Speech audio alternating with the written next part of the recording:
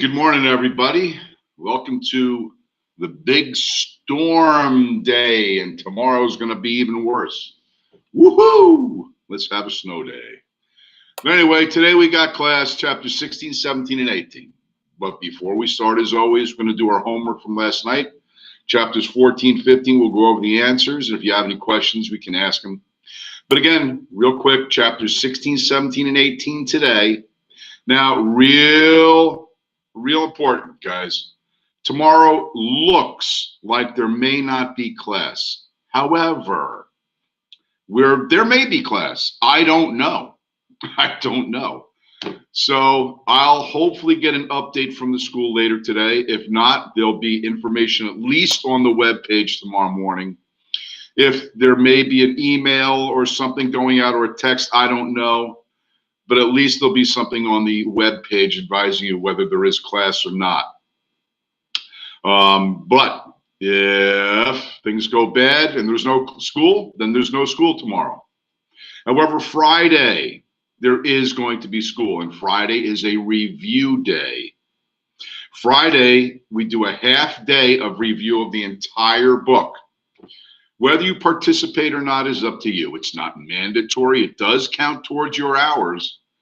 And if you feel that you haven't been to enough classes to review, well, I think you might be thinking incorrectly, because it can't hurt you to review with this information, because if you haven't learned it, you will.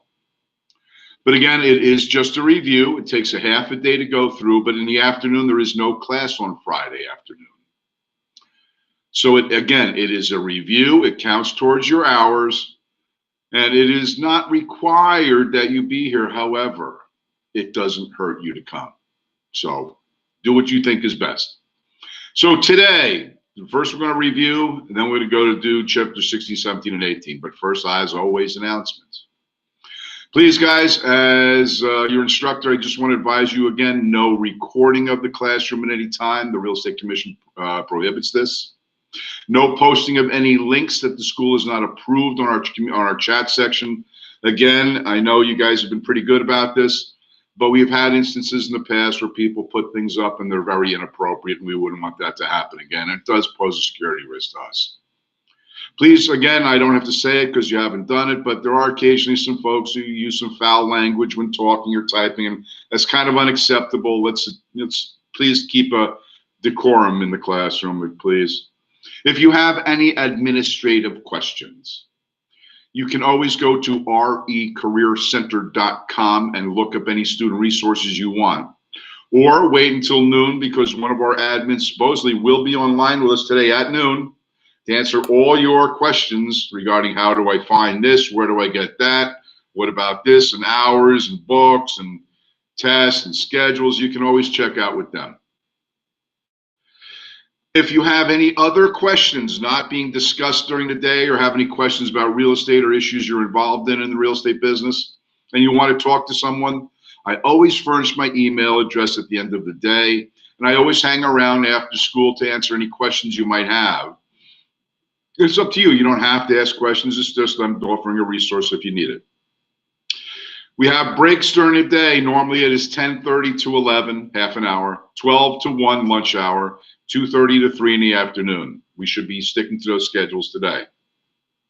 Also, as I advise everyone every day, please pre-read your chapters before you come to school. It does make a big difference in your level of comprehension and understanding, and you retain the information better as well. So, no other announcements. Let me moderate the conversation. I'm going to go over the homework answers from last night. I'll open up to any Q&A regarding that, and then we will proceed with our class today. So chapters 14 and 15 for homework last night. Let's go over those answers. By the way, BTW, if you are starting today, it doesn't matter that you're not starting on chapter 1, because if you're starting on chapters 16, 17, and 18, you're going to finish on chapters 14, 15. So it doesn't really matter the schedule you create. You can take classes here and there at night, daytime, weekend, whatever you choose. So long as you complete the assignment within a year, you have all the time in the world to get this stuff done. All right, so chapter 14, the homework answers are as follows. Number 1A, 2, D for dog, 3, B for boy, 4, C, 5, B as in boy, 6, D for dog, 7A, 8, D for dog, 9, C, and 10, C. Once again, chapter 14 homework answers are number 1A, 2D dog, 3B boy, 4C, 5B boy, 6D dog, 7A, 8D dog, 9C, and 10C. For chapter 15, the answers to the homework are number 1, C, 2, D as in dog, 3, B boy, 4, B for boy, 5, C, 6, C, 7, B for boy, 8, B as in boy, 9, B as in boy, and 10A.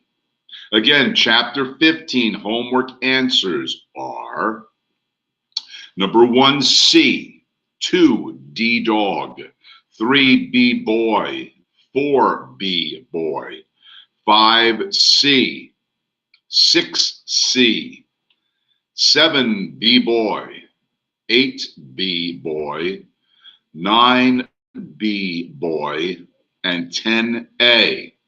Did anyone have any questions on the 2 chapters homework?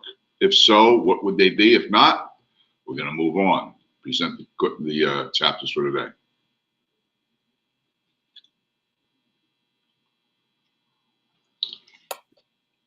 Unit 14, number 3 was B for boy.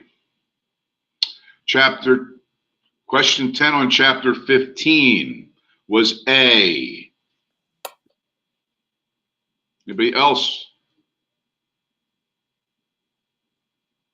Unrelated, but what time are breaks and how long? We already talked about that, Kevin. And besides, come on. Please come to class on time when we discuss everything.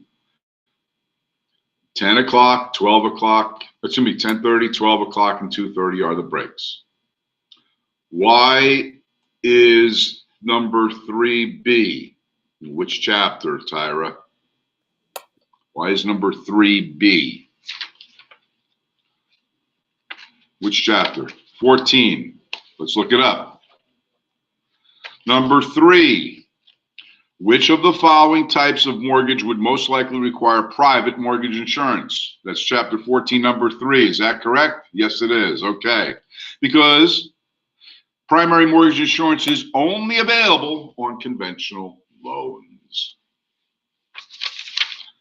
I tried to say earlier, but my keyboard wouldn't load. What did you try to say earlier, James? I have no idea.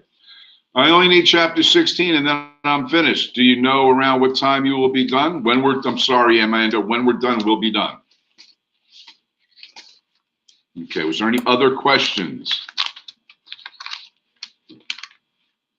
Not seeing any, I'm going to moderate the conversation and we're going to start presentation of chapter 16, appraisal. Whether we're done before lunch or not, I have no idea, guys. It goes as it goes. So let's get busy. At the end of this chapter, you should be able to describe the differences among various types of value. Also, explain 3 approaches to value. The 3 approaches to value we're going to be talking about are the 3 types of appraisal practices that an appraiser does to reach some sort of idea of value. And then discuss the profession of appraising in New Jersey. Okay, so what is an appraisal and what are we talking about today?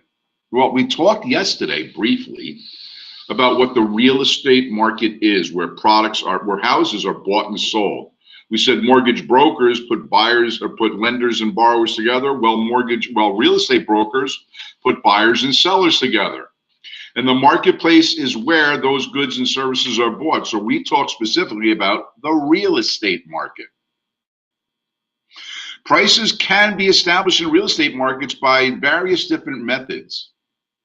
And it is advantageous for buyers and sellers to know about value so they can trade intelligently about the things that they want to do. And one of the biggest influences on value today and in most markets is the principle of supply and demand. We're going to talk about that a little more as we go on. So when an appraiser tries to determine value, first he has to understand what is the value of the land. And then he wants to compute what is the value of the improvement. If you own property, you get a tax bill. It has two values recorded on it, one for the land value and one for the improvement value. Together, those two values equal up to the tax assessment value to determine what your taxes are. So what is land and really, how does it have value? Well, there are 5 attributes of land. Number one, it's finite in its supply. So I've been doing real estate for 27 years in New Jersey, and I still can't find the land factory. I've been looking and looking, just can't find where they're making new land in New Jersey. And you know what? I think there really isn't the land factories. So I'm going to tell you right now, there is no land factory. They do not create new land. What is here is finite. But if you go down to states like Hawaii, where Kilauea and Mauna Kea are expelling all kinds of lava, hundreds of millions of cubic yards, and creating new land, well, eventually at some point, someone's going to want to settle that property. But right now, it's unusable. But there's no volcanoes in New Jersey. There's no new land being built. So here in New Jersey, land is finite. There's no more or less of it. It is what it is. So then if there's a limited supply of something, then that puts a pressure on the buyers if they want to buy land. First come, first serve. Whoever can afford it and whoever can purchase it can buy it. So number one, land is finite in its supply. It is physically immobile. You can't take this piece and put it over there. I've had clients throughout the years say, boy, if this house was just on a different spot, and if I could just take that piece of property and move it over there, it would be idyllic, but you can't do that. Therefore, location, location, location, you've heard those terms for years and years, means quite a bit as a contributor to value. Because it's located in a certain area, it may be less desirable. But if it's located over here, whoa, I'd pay more for that. So it would be of more value because of its place it is in. Number 3, land is durable. It lasts a long, long time. I live in Oakland, New Jersey, the foothills to the Ramapo Mountains. The land where the Ramapo Mountains bleed into the Adirondacks and the Appalachians, all that mountain range, that's eons old. I'm talking billions of years old. It's durable. It lasts a very long time. And each parcel is unique. So I had a buyer one time said, what does it matter? Both the lots are the same size. Well, to some buyers, that's not a big thing. But there are cultural differences that indicate why a location or each parcel is unique and has value in its own way. I had a piece of property in Hawthorne I was selling, and it had a house on it, very nice brick colonial. And some buyers would come in and say, it's okay. And then I had an Asian couple come in and beg me to take their full price offer immediately. And this was the second day it was on the market. And after we negotiated the sale, I asked the buyers, I said, why did you have such a demand for the property all at once? She goes, so the woman said, because the building has what we call good feng shui or qi, the flow of energy. That indicated to her that the property had greater value because of the way the property was situated, and then it faced east, and when the rising sun comes up, the energy flows in, et cetera, et cetera. So each parcel is unique. The one right next to it may not sell because of its uniqueness. So every single lot or unique piece is called a parcel, and that piece, because of its location, its amenities or characteristics, what's around it, has its own value. And the last attribute of land is that it is useful to people. We use land for many, many different reasons. We use land, obviously, to build houses on, or apartment buildings and businesses and office spaces and manufacturing facilities. So it's useful in many different ways. It's useful for, useful for recreational purposes, for entertaining purposes, for transportation, for airports, for roadways, for tunnels, bridges, all kinds of things. Land is useful to people. So between its finite supply, its impossibility to move, its durability, uniqueness, and usefulness, land has value. Why is that important to know? Because of the valuation that appraisers do. They take into account, number one, the land, and then the improvement. So together, they would add up to a value judgment or proposition. And as I said earlier, the largest issue or thing facing the real estate markets today is the concept of supply and demand. Now, you may have had Economics 101 as a college introductory course, or you never even heard of it. But usually in the first class, a professor gets up to the board. If you pardon me, I'm going to use a whiteboard. He says there's a demand and supply in the marketplace.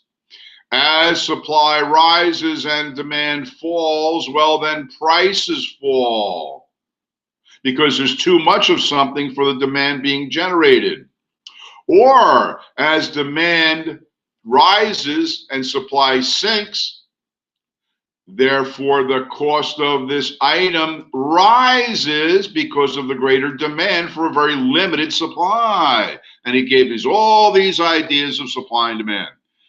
And you just sat there and go, okay, what? Okay, supply and demand, so what? Well, it is the leading pressure on valuation.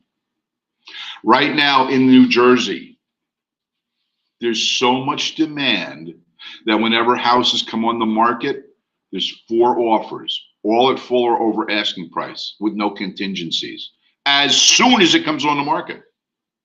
I'm not kidding, guys. There's bidding wars on houses that never would have gotten bidding wars before because of the limited supply and the huge demand for those houses.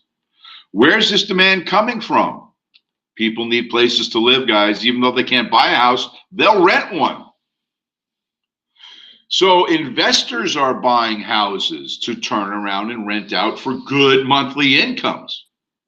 People, this is also true, I don't know about other parts of the country, but here in New Jersey, especially my northeastern section, there's a huge demand of the real estate from buyers from New York City.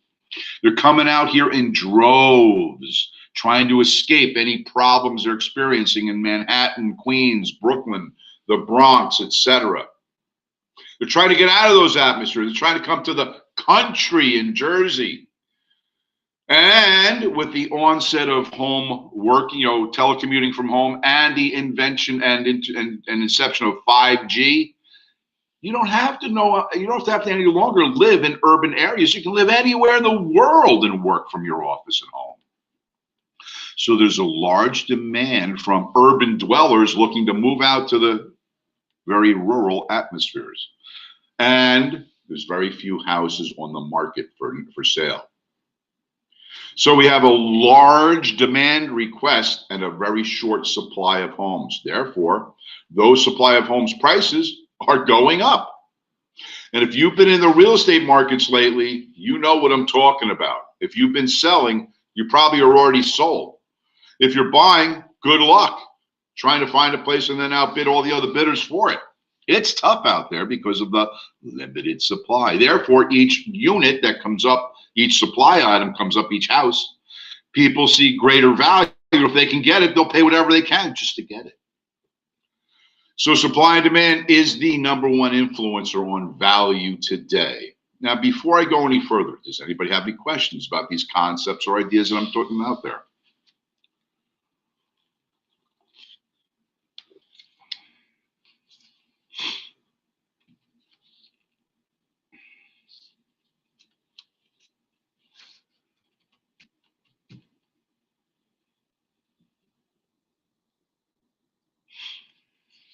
I'll wait for the question.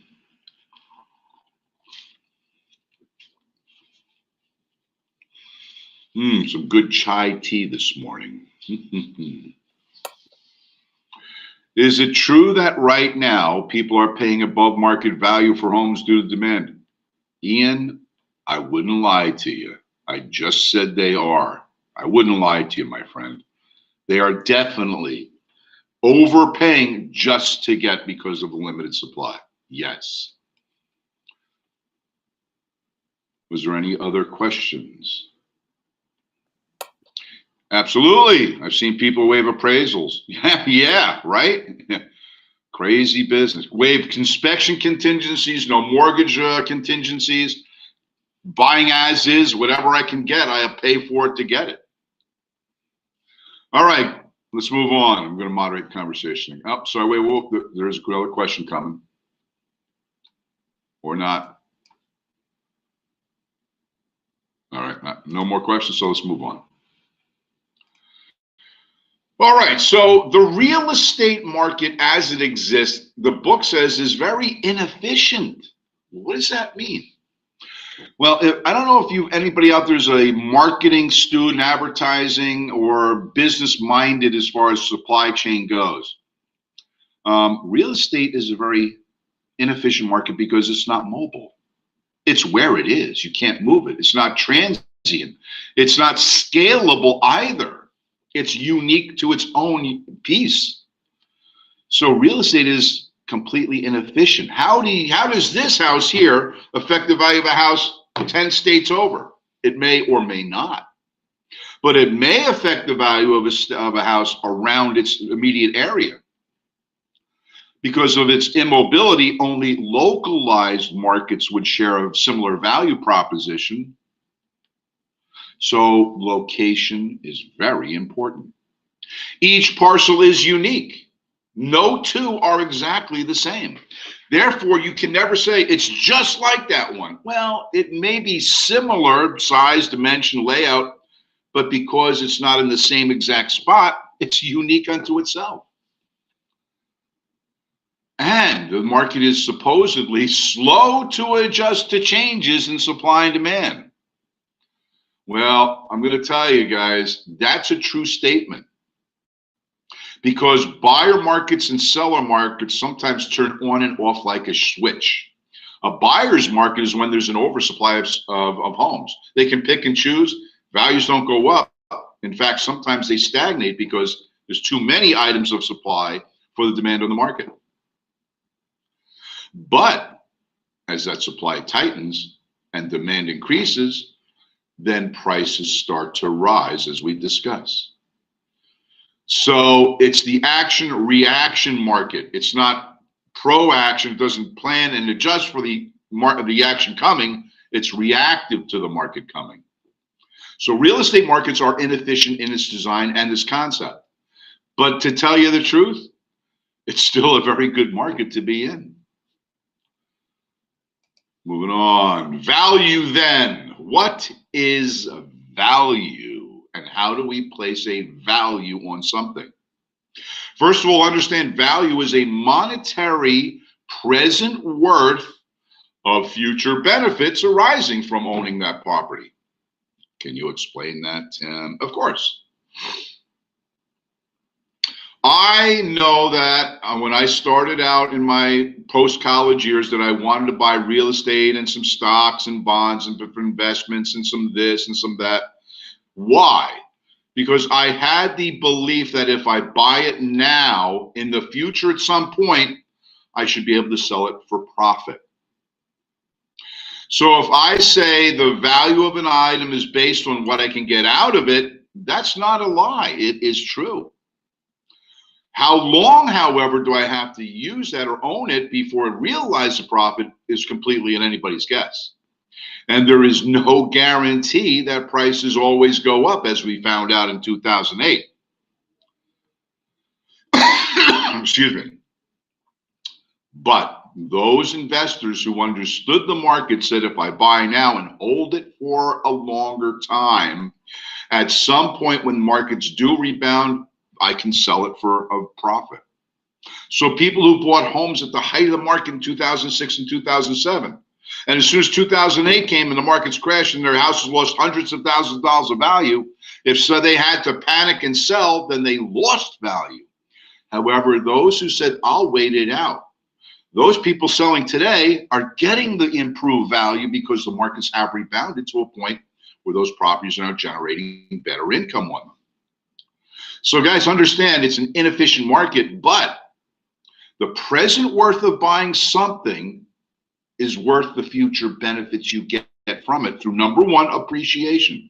Number two, tax benefits. You buy your residential home and live in it because you get to write off mortgage interest as a deduction against income, property taxes up to $10,000 against income. Therefore, you pay less taxes as a result.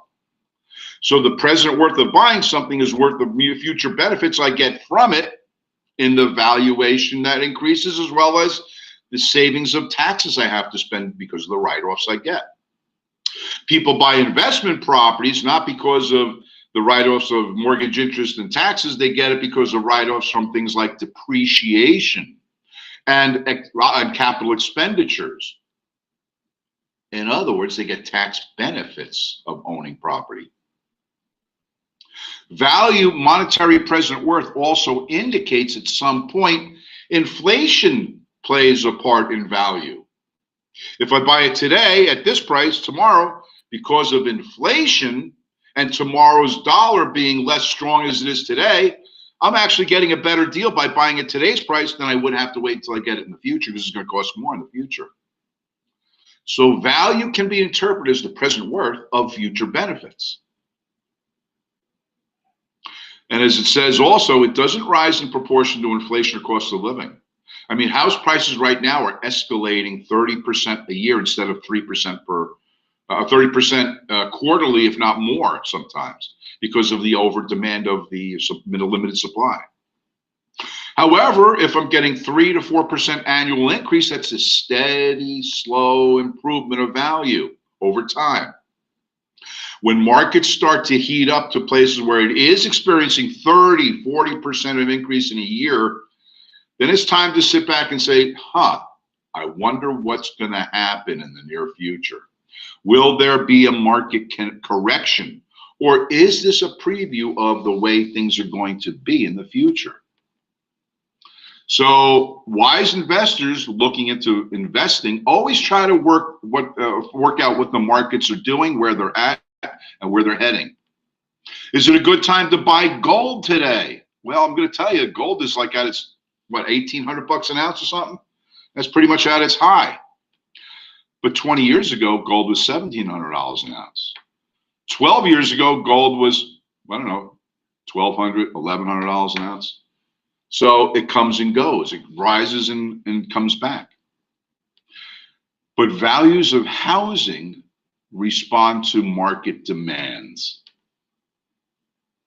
So if inflation is going up at 10% per year, it doesn't mean your house goes up in value 10% per year. However, if inflation is 3%, your house could be going up 10% per year.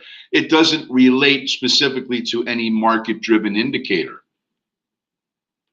So understand, when we talk about value, we actually talk about 3 different concepts. We talk about price, what it costs today. What do I have to pay today to get something? It may be completely different when the cost was 20 years ago when they built it. So the cost is the past tense of value. What did it cost when you bought it? Well, it was 27 years ago when I bought it, was only $150,000. Today, the price if I were to sell would be about $450,000. Well, what will the future bring? Oh, the value proposition of today's present worth and tomorrow's future benefits of the tax write-offs, appreciation. So when I sell, it should be valuated higher at some point. So again, the idea of value draws investors into the real estate business. But again, and I want to caution everybody, there's no guarantee you're going to make money, because every investment carries risk. Markets do correct themselves. Markets sometimes contract.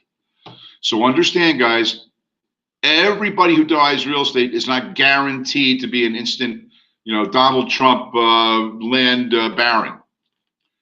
However, if you are smart and hold on to your property until the right time, then you can gain a future benefit from appreciation and tax write-offs.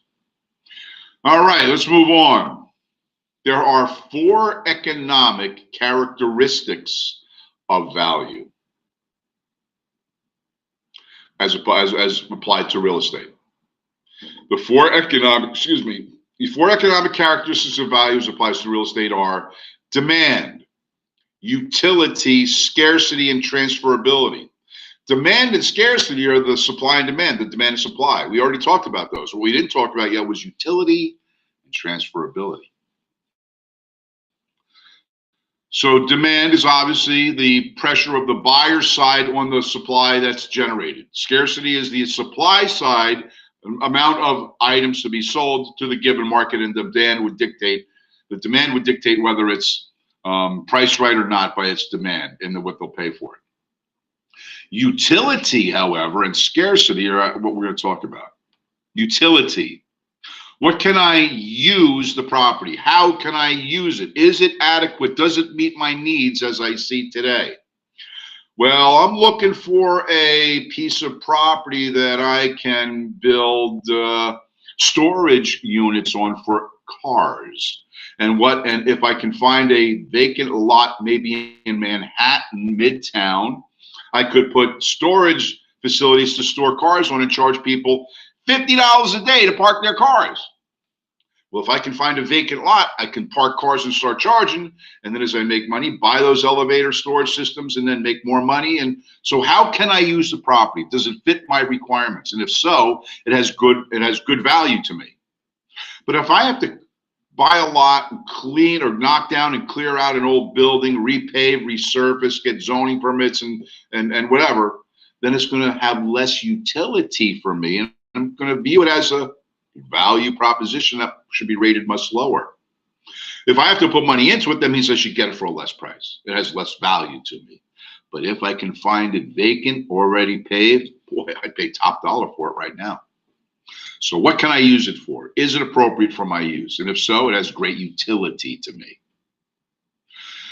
And then there's something called transferability. How easy is it to transfer ownership from one owner to another? So looking at a house, buyers get interested, so we approach the sellers with an offer. And then these sellers tell us this: we really like your offer, however, we do have to make you aware of certain things. Number one, we can't, it's tied up right now in attorney's claims in a suit for partition. That could take a couple of years to figure out. There's also many different liens on the property that have to be sorted out and cleared, and we don't know what all those are, so we have to do some research on it.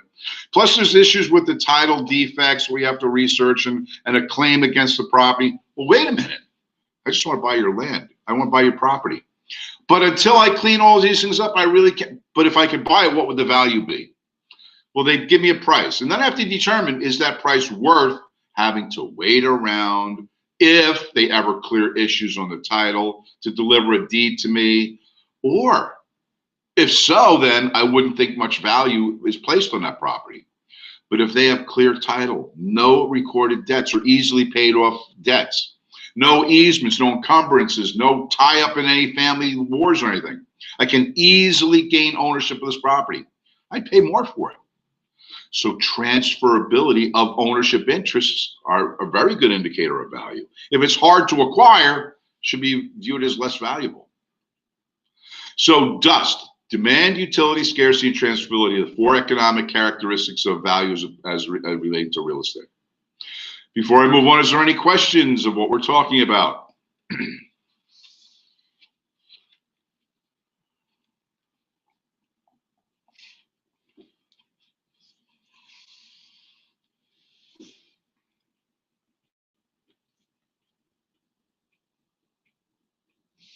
Kevin, did you have a question? There it is.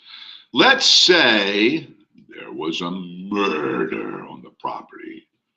Will this affect demand or transferability? Possibly. However, you're talking about a stigmatism on a property that could affect its value to negative or positive ways. What? Some people hear about a ghost in the house, they go, "Oh, not me, get me out of here." Other people hear that there's a ghost in the house, like, "I want to buy the house because I want to commune with the dead." And they have more value proposition to them. So it's a personal it's a personal view of value that also has to be understood. And we're actually going to talk about many of the characteristics of value in a few minutes. But good question. It could influence a buyer's decision to buy or not because of the presence of, let's say, a ghost. Yes, absolutely. Okay, but when referring to a parcel, does that just mean a unit of land? A parcel is a unique, identifiable piece of real estate.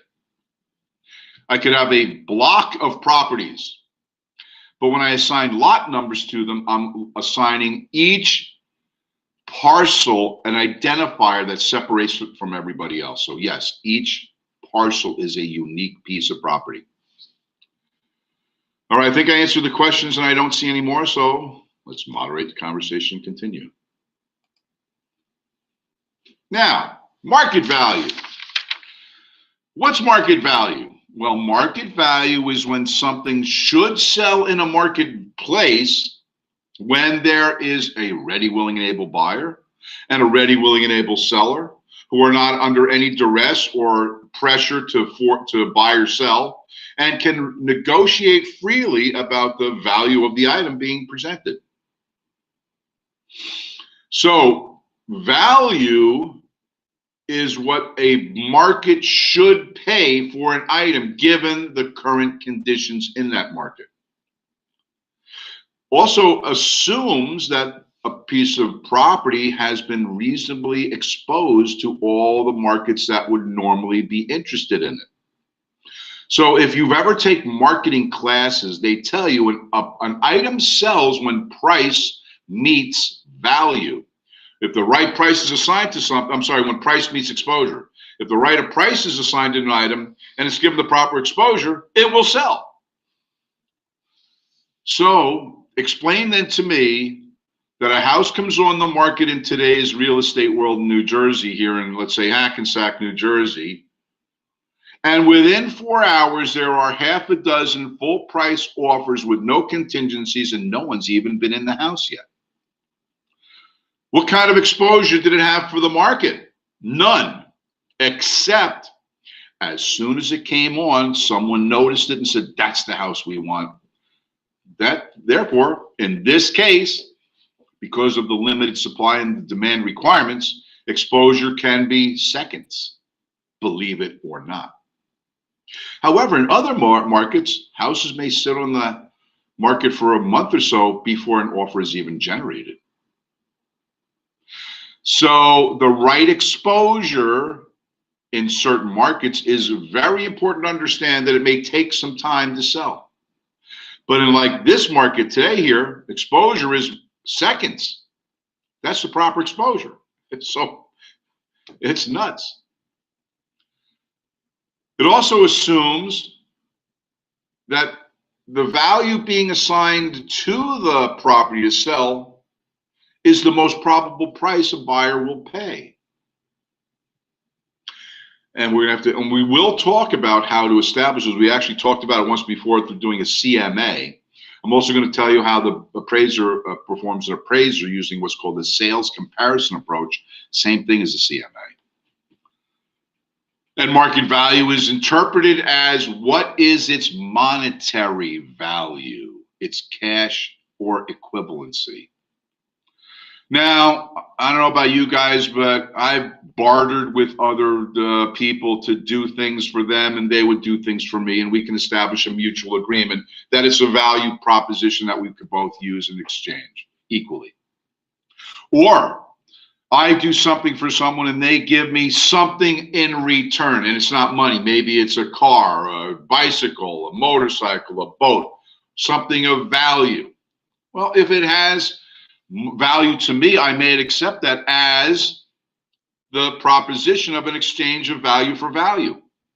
However, your broker doesn't want to hear that you got a nice boat for selling somebody's house. You want the cash equivalency, money. So when we talk about real estate value, we're talking about its monetary meaning in today's world. How many dollars does it cost to buy that? And it also assumes that buyer and seller are operating without any undue pressure. I have to buy a house before 30 days, or I have to sell in the next 90 days or I'm screwed. So if you have pressure like that, then real market value may not be realized. I have to sell so quick that I'll take any price just to get, so give me an offer, I'll accept it today. It may not be the value that I want, but I'm under such pressure, I gotta sell right now. You may have seen signs on telephone poles as you drive around northern New Jersey here. You know, we buy ugly houses, cash for your house, all that stuff. These are ads for people who are desperate to sell. All they know is they have debt, and by selling a house is the only way to get out of that debt and the troubles they're in. They'll take any price anybody offers them. So they call that number. I got an ugly house. Guy comes over, I'll pay you X amount of dollars, but I know it's worth that. Well, you can put it on the market and then wait and see if you can get it, or I can give you cash today. They may be under such pressure to just take whatever sacrificial price they can get just to sell it. That doesn't establish value, though. It's establishing a need that needs to be fulfilled by sacrificing value. So market value also infers an arm's length transaction. What does that mean? Arm's length transaction actually refers to a deal put together between relative strangers, if you will. Now, if I was to sell my son my house, he would want the family discount. Come on, Dad, give me a break. How much do I really have to pay? If I would go to the market, I'd sell it for $500,000. But you, I'll give you a break. Give me $400,000. In other words, because we're related and we have a sense of family or whatever, I would want to give a break in price to my son to make it more affordable for his need. However, that's not achieving its market value. However, if I sold to a relative stranger who doesn't know me, doesn't expect a family discount, I could usually get a better deal. But for me, by selling it at full market value, than to discount because of a family thing. So it assumes relative strangers are negotiating as buyer and seller and then reasonably establish a value that they both agree on to sell the house. Questions? Anybody? Aisha, you have a question. The moment a property is advertised and listed online, does it immediately constitute a reasonable exposure since it is accessible to everyone? Alexander, I'm going to tell you right now, as soon as it goes into the MLS, it's exposed. Therefore, anybody who has an interest is getting notified by their little, notify me of a listing when it comes up, match my criteria. And they're all calling their brokers saying, put an offer in now. That, in today's market, is proper exposure. But as I said, in other markets, it could take weeks, if not months, to get that offer generated. Was there any other questions? Okay. Aren't the majority of those we buy house cash signs on the side of the highway wholesalers most of the time? Yeah. But they're still offering rock bottom dollar for your house. They're not going to buy retail. Michael, did you have a question?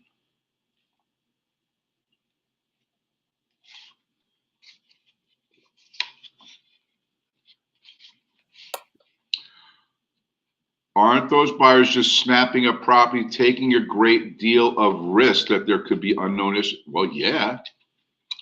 Anybody who does wholesaling knows that you better do your research on the property before you buy it, because if you're not, you could buy a ton of problems with that property that could cost you everything.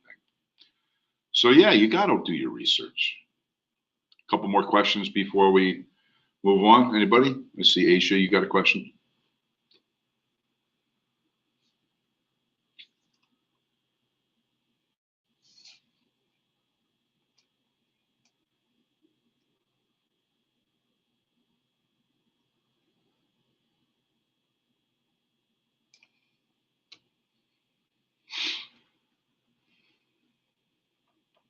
Remember, guys, keep it short and sweet, sentence question, something like that.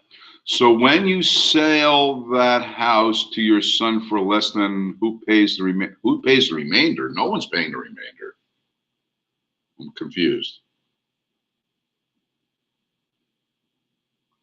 I'm discounting the price because he's my son, meaning I'm not realizing the full market value. No one's making up that difference. I'm taking the loss. But if that's what you're asking, then yeah, that's how it works. No one's making up the difference to me. Isn't the risk with wholesaling really not present through? Okay, we're not talking about wholesaling, guys. Again, we're not talking about wholesaling. We're talking about market value. So let's get off the topic of wholesale. It has nothing to do with passing a real estate test. If you want to talk about that, after school is the time to talk about wholesaling. Anybody else with a question before I move on?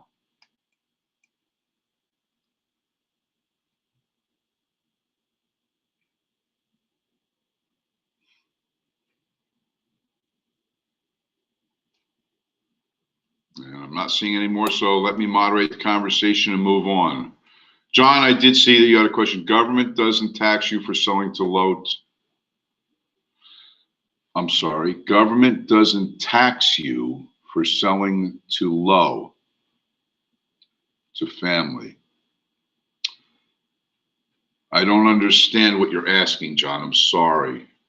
Let's reapproach that after, unless you can clear it up now for me. Go ahead.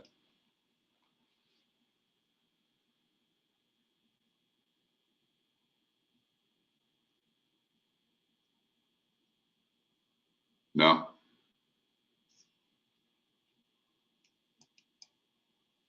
All right. I do got to move on, guys. So I'm sorry, but we do have to move on. All right. Now, appraisal. What's an appraisal? By definition, an appraisal is an opinion or estimate of value. You mean when I buy a house and the bank sends an appraiser on, he's giving the bank his opinion or estimate of value? Yes. How scientific is that? It's actually pretty scientific. There's 3 different ways that an appraiser determines value. We're going to talk about those in a little while. But by doing his 3 approaches to value, he can come within a certain degree of certainty what an estimate of value is, or his opinion of value should be correct. So who's an appraiser? An appraiser is someone who's been certified or licensed, an independent person, trained to provide, as it says, unbiased estimates of value. Are they truly unbiased, Tim? And I'm going to have to say maybe not. The reason is, as markets change, value propositions change. And sometimes those value propositions change very quickly. So let's say I'm selling my house for $500,000 today. And a buyer assigns a value to it and says, okay, I'll negotiate and buy your house for $500,000. The bank sends out an appraiser to see what it would appraise out for loan purposes. And because the market is so tight, if this guy backs out, I could then ask $550,000 for my house and get it. So what does an appraiser do? Say, oh, it's worth the lower price? Or does he say, because of market pressure, the price is trending upwards, so I'll give it a little bump upwards as far as additional value because that's the way markets are trending? Could that be a personal influence on the value proposition? That's a fine line that you have to talk to an appraiser about. Sometimes, and they justifiably say, I have to price to the market. So if a market's on its way down, they may slightly undervalue a house because of the trending of downward pressure on prices. So understand, guys, it must be an unbiased estimate, but because of from market influences, that could be a indicator of where value is going. So an appraisal is a written report of the appraiser's estimate or opinion of value, and as such, the appraiser gets paid for the report delivery to the client who ordered it. And appraising is the process of a professional service doing something for a fee, estimating value. All right, moving on. Value versus price. Okay, it looks like there's a few people trying to ask questions, so I'll open it up. What's up? See a couple folks.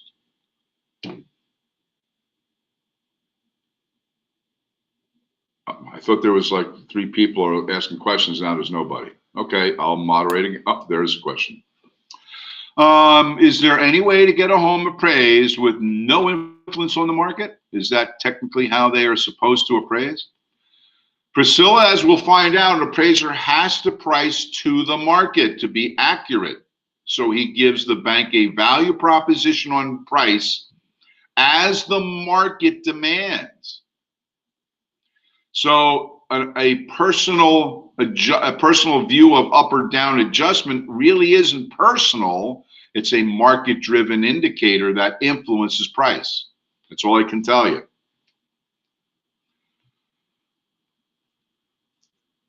Was there anybody else? Not seeing any. Let's move on then. Value. Value is estimated based on analysis. What is the market demand?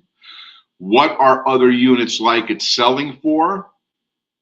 So we could determine value based on what's currently happening in the market in the geographic area it's located.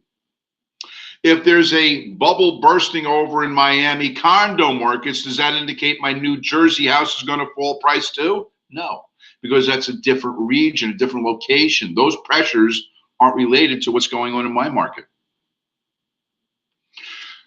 If you're looking to buy a house, Texas, Tennessee, Florida, states with low tax or no tax, they're building houses like you can't believe because of demand of people moving to those states.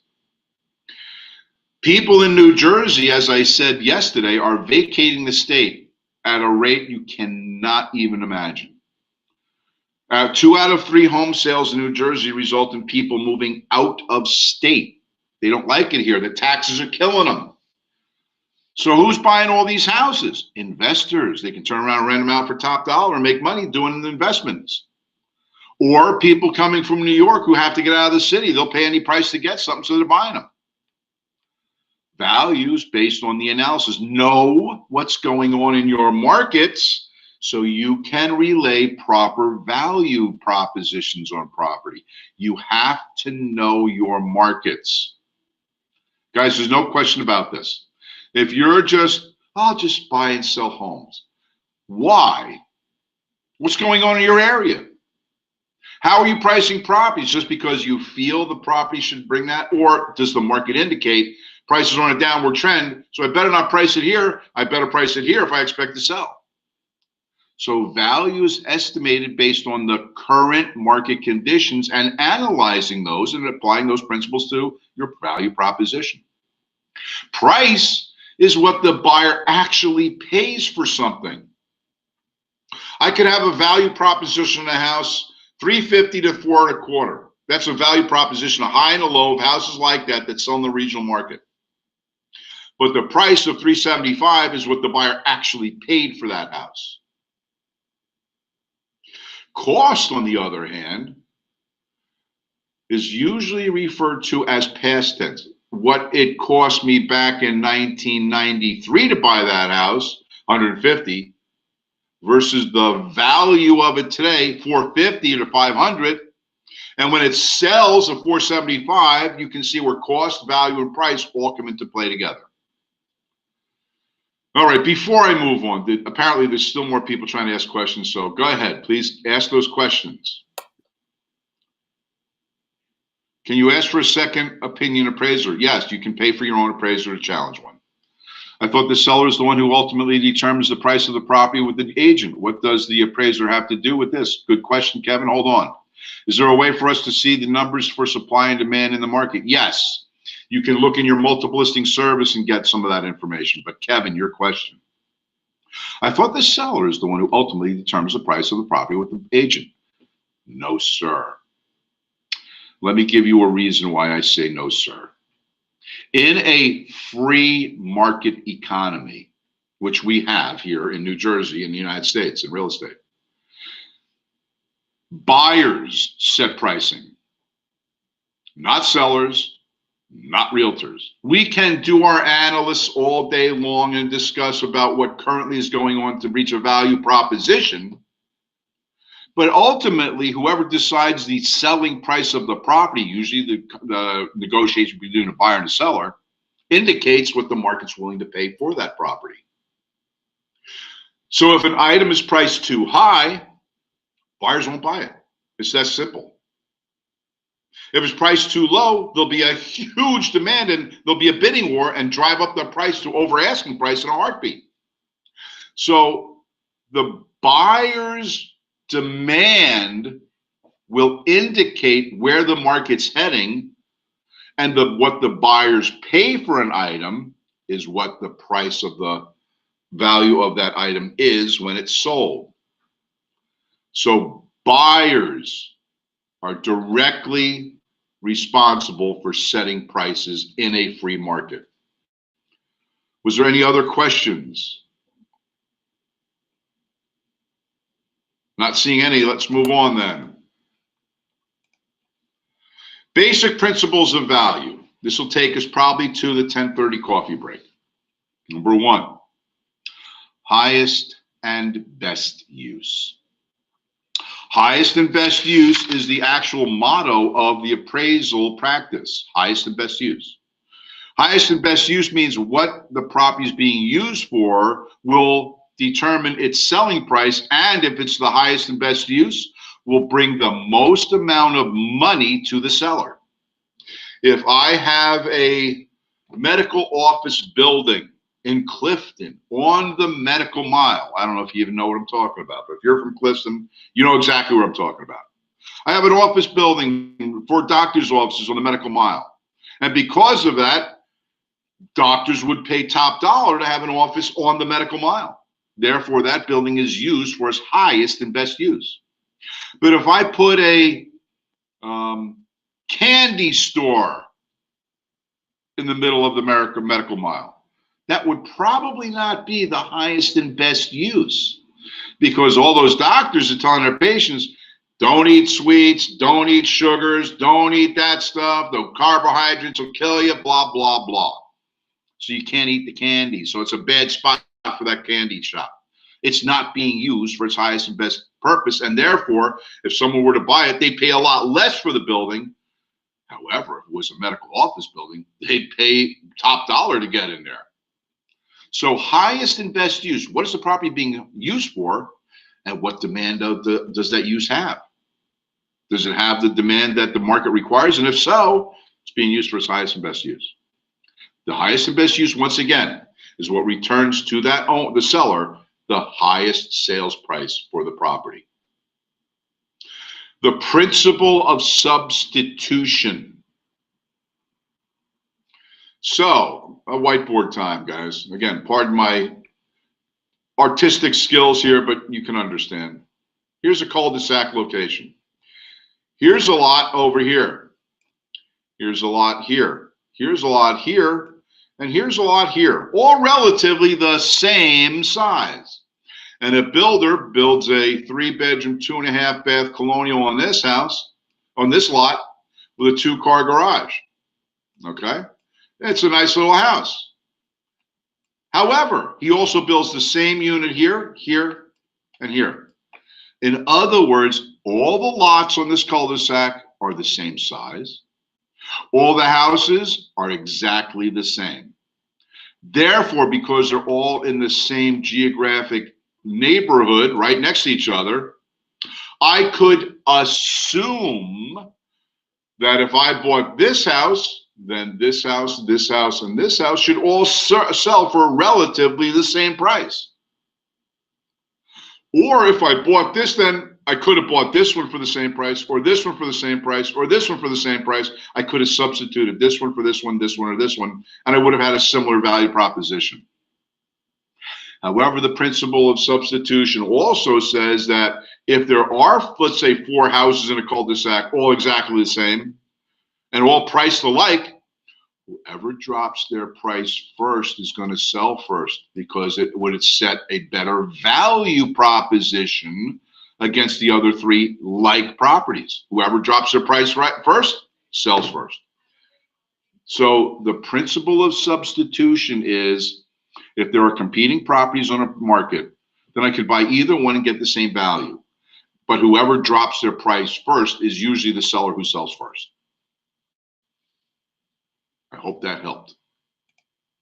Is there any questions about highest and best use and substitution at the moment before I move on? All right, not seeing any questions. I'm moderating the conversation again and getting back to the discussion. Supply and demand. Boy, we spent 15 minutes already talking about supply and demand. I don't think I have to go in there anymore, but that's a very important proposition as it works against value. The principle of conformity, however, is something we have to talk about. In your neighborhood where you live, are all the houses pretty much exactly the same? And most likely not. However, if you live in a residential neighborhood, then all the buildings in that neighborhood are pretty much residential properties, because you want to conform with surrounding properties to establish more stable pricing. My wife and I usually in October every year go down to Hilton Head. I love Hilton Head. Good golfing, great temperatures. The water's always warm still in October, and the tourists have left for the season. However, when we drive down, and I always drive down to Hilton Head, I don't go 95. In fact, we take the Chesapeake Bridge Tunnel down and go the coastal routes when you get into the Carolinas, go through the low countries. It's beautiful country down there.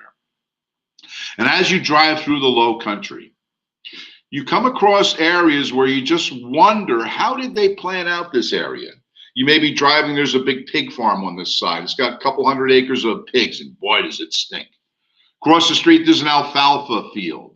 Next to that is the First Baptist Church of whatever, Carolina. Across the street from him is a small mega mansion with a heliport and a little lake. Boy, this guy's doing okay. But next to him, there's 2 double wides with 3 old Buicks on the front yard and 2 burned out washing machines sitting there. And you'll scratch your head and saying, how did they get this? How is this zoned? It doesn't matter. It's just like haphazard people's use of property. And because they don't conform to each other in any manner whatsoever, very hard to establish pricing for those items. However, driving down further, you come across a new development of homes. Sea Pine Estates, not too far from Wilmington, North Carolina. Every house looks exactly like the house across the street and next door to it. In fact, let's talk about our local area, Fair Lawn, New Jersey. If anybody's from Fair Lawn, I think there was 1 or 2 people that were in the class earlier though from Fair Lawn. I'm not sure if they're still with us. But there's a section of Fair Lawn called the Radburn section. In Fair Lawn, in the Radburn section, it was a development of homes built by a developer who made every house exactly the same. Little brick, 3-bedroom, 1.5 bath Cape Cods with a one car garage attached or detached. It had roughly a half-acre property, and all the houses were the same. In fact, in some streets, still in Radburn, if you drive down those streets, you see brick cape, brick cape, brick cape, brick cape, brick cape. and then turn the corner and go to the next street, all you see is a brick cape, a brick cape, a brick cape. It's exactly the same house that you just saw. It's like deja vu all over again, just seeing the same house after and after and after again. They all conform with each other and all have a relatively same sales price when it comes to market, except for location. If you're on a main road, you'll pay a little less. You know, side street, pay a little more. But other than that, they're pretty much the same value proposition per lot. They're all the same. Condominiums have this influence as well. I used to do a lot of sales up in Society Hill and Mahwah as a kid. A lot of condo sales. All the one bedrooms, exactly the same. All the two bedrooms, exactly the same. All the three bedrooms or townhouses, all exactly the same. The only difference was the location in the complex. Near the pool, near the tennis courts, next to the woods. So those differences indicate a slight price variance. But on general, all the one bedrooms are the same price. All the two bedrooms, roughly the same price, except for location. All the three bedrooms, roughly the same price, et cetera, et cetera. So conformity has a very large role in the value, in the idea of value. If things are all the same, then everything should sell for roughly the same price. But if they're all haphazard, then how do we set prices? It's going to be very hard to establish a value proposition on a very unique home in an area where there's nothing else like it. So conformity plays a very big role. Any questions so far about what we're talking about? I've introduced several topics now. If someone drops the home value in a seller's market, does it drop the other seller's home? If it's a seller's market, no. Because remember, if it's a seller's market, that means there's more demand than there is supply. So one guy sacrificing his home to get out quick probably won't influence the buyers to say, hey, because you sell less, I'll pay less for yours. No, because there's more competition for the remaining items that are still in the market. So it doesn't necessarily influence it in that case. But good question. And was there any other questions before we moved on?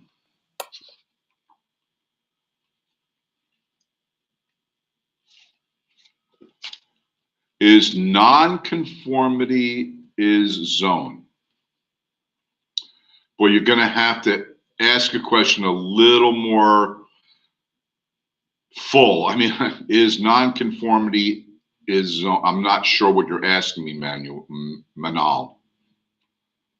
Can you put that in a sentence so that I can understand? I'm sorry. I don't do well with partial meanings or sentences or questions. I'm not a mind reader. I need simple questions to answer, or at least full sentence questions.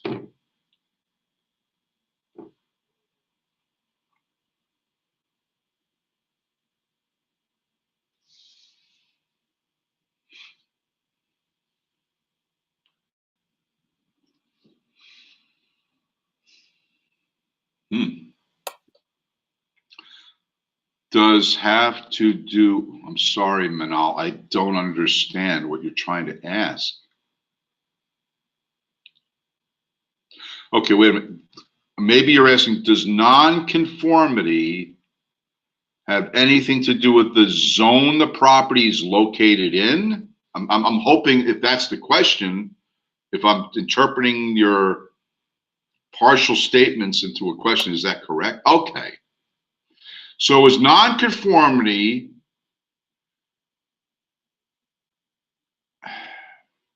have to do with, well, here's the thing. If there are residential zones, then only residential properties should be put in residential zones. What if you have a envelope manufacturing facility in the middle of a residential neighborhood? Well, first of all, it doesn't conform. How do I determine a value on an envelope manufacturing company that's located in a zone that's not applicable to it, but may have a grandfathered status because it was non-conforming before the zoning board created the zone? It may have much less value because obviously now that property is not being used for its highest and best use. So because of its non-conformity, it also infers no highest and best use. So yes, it definitely infers a gradient of difference because of its non-conformity. I don't know if I answered your question or not, but if that was the question you were asking, I hope I answered it. I don't know if I did.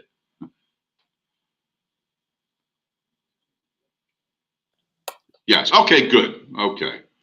So guys, please, if you're going to ask a question, write me a sentence with a question mark on it. Don't say, you know, like a couple words and expect me to know what you're asking. It's just tough for me to do that. That's all.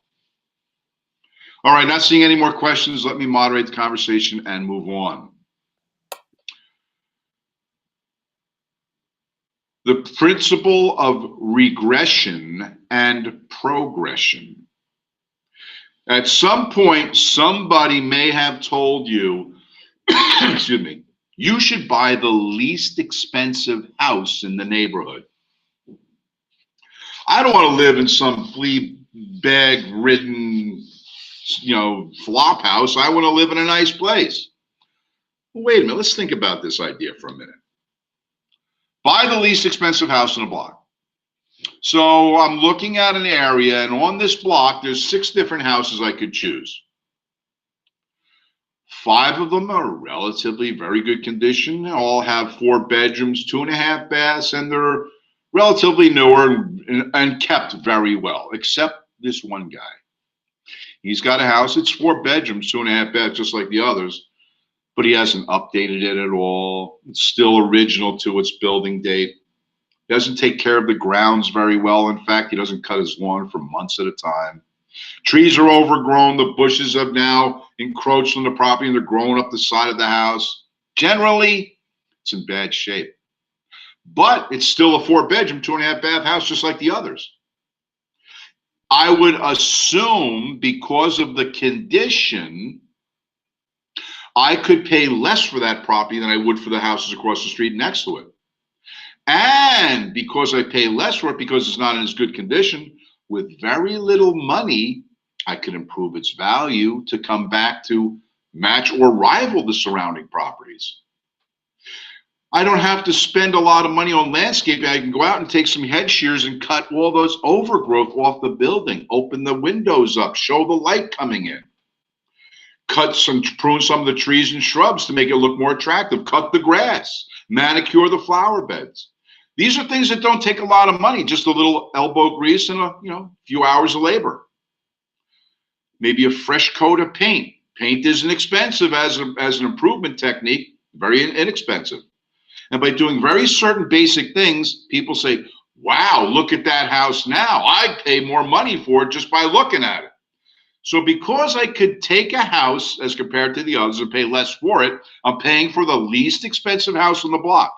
But with very little effort, I can improve its value greatly and get a better return on my investment against buying another house at full price and then not realizing the investment increase because I'm just dressing up the house a little bit.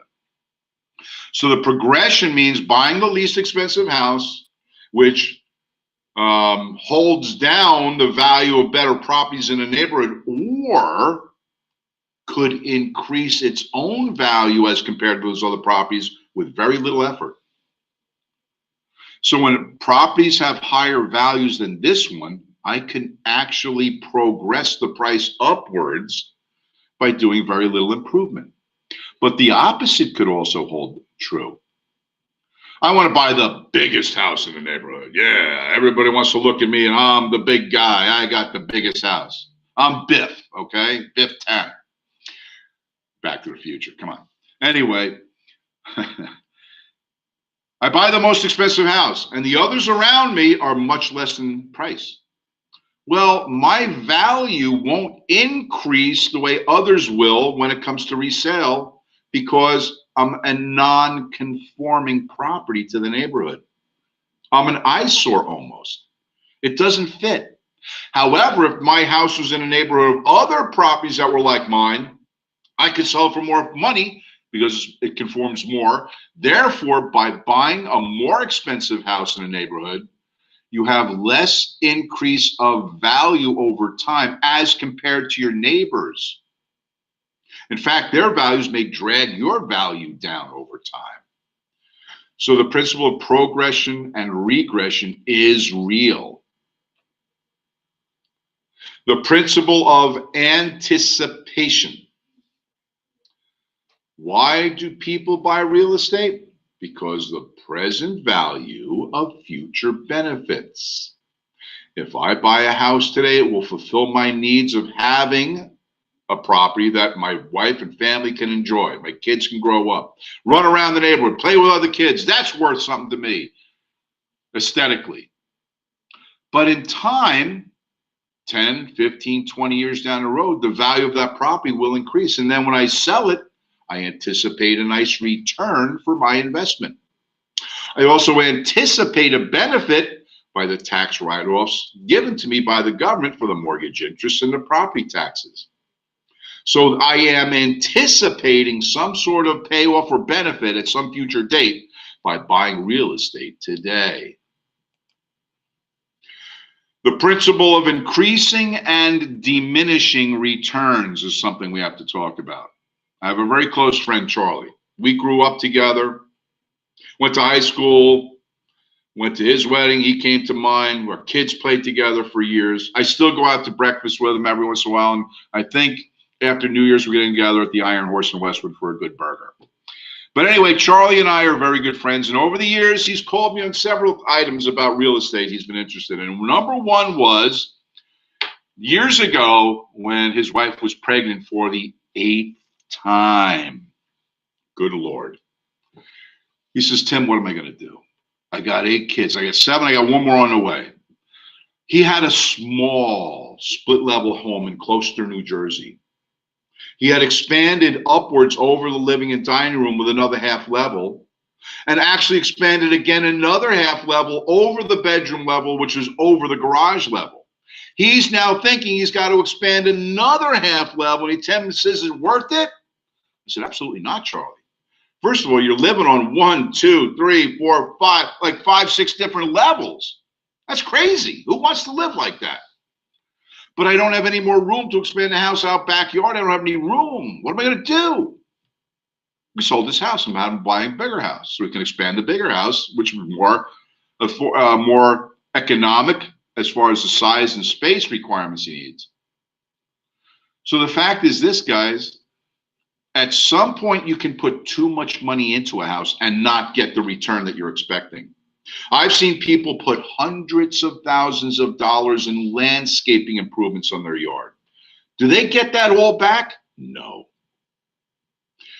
They may get a portion of it back on the resale price, but they're not going to get that all back. So at some point, they put too much into the landscaping. They over-improve something and won't get that money back in return. People ask me all the time, where do I put money in a house to increase its value? And everybody comes with the same, oh, kitchens and bathrooms are always the best. Well, yeah, they're the big ticket money items. But the fact is, number one, what does it look like from the street? According to a research poll done by the National Association of Realtors last summer, the curb appeal of a house can contribute as much as 17 to 22% of overall value in a house. When you pull up to a house, does it look inviting? Does it look friendly? Or does it look scary? I mean, there's all kinds of weird things going on this property.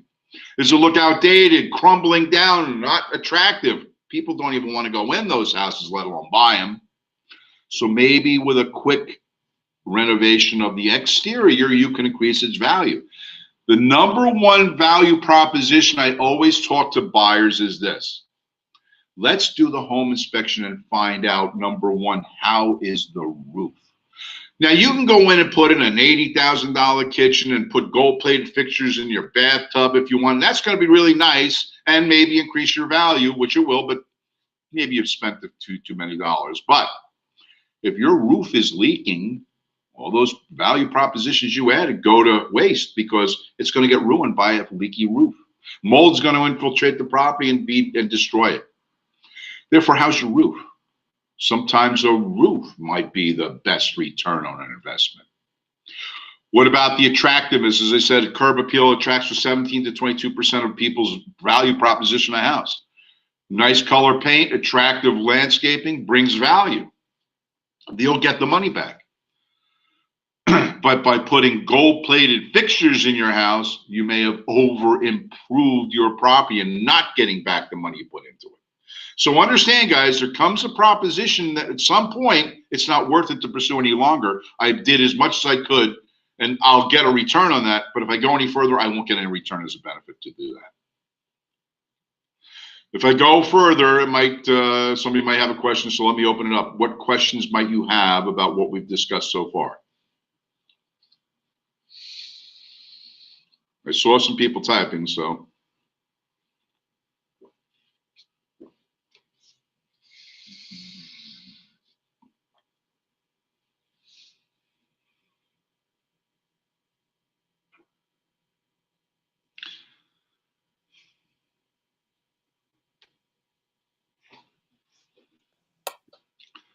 So the best way to increase value is focus on foundation, kitchen, bathroom, and then curb appeal in that order. Well, every house is unique, Kevin. I'm not going to say that's the overall game plan, but physical structural issues are the biggest issue. Then the cosmetics. When in contract to buy the property, can someone request they make the home look like the neighboring homes? I'm going to tell you right now, Priscilla, you can ask anything you want to ask. And the seller's going to say, do it yourself. Sell me the property for the price today. You can do it yourself. Because if I make all these improvements and then you back out of the contract, I'm just in the hole deeper than I was before. So Priscilla, yes, I like the idea that you can ask for things, but a seller's going to tell you, you want to approve it like that? Do it yourself. Here's the price you can buy it for today if you want it. So it's up to you and the seller to negotiate that. And as I said, every property is unique, guys. Every property. So you have to look at each property individual of itself. I hope I answered you guys' questions. I think I did. Was there anybody else? No? All right, let me moderate and move on then. The principle of contribution. What does something add as value to a property? Well, let's think about a property. What are the added things on a property that add value to it? Well, obviously, if it's in good condition, that would boost its value, of course. Well-kept, updated properties are in high demand and add great value to properties. Properties that are not taken care of very well bring lower prices and there's lower demand for them. So therefore, condition is a contributing factor to the property's value.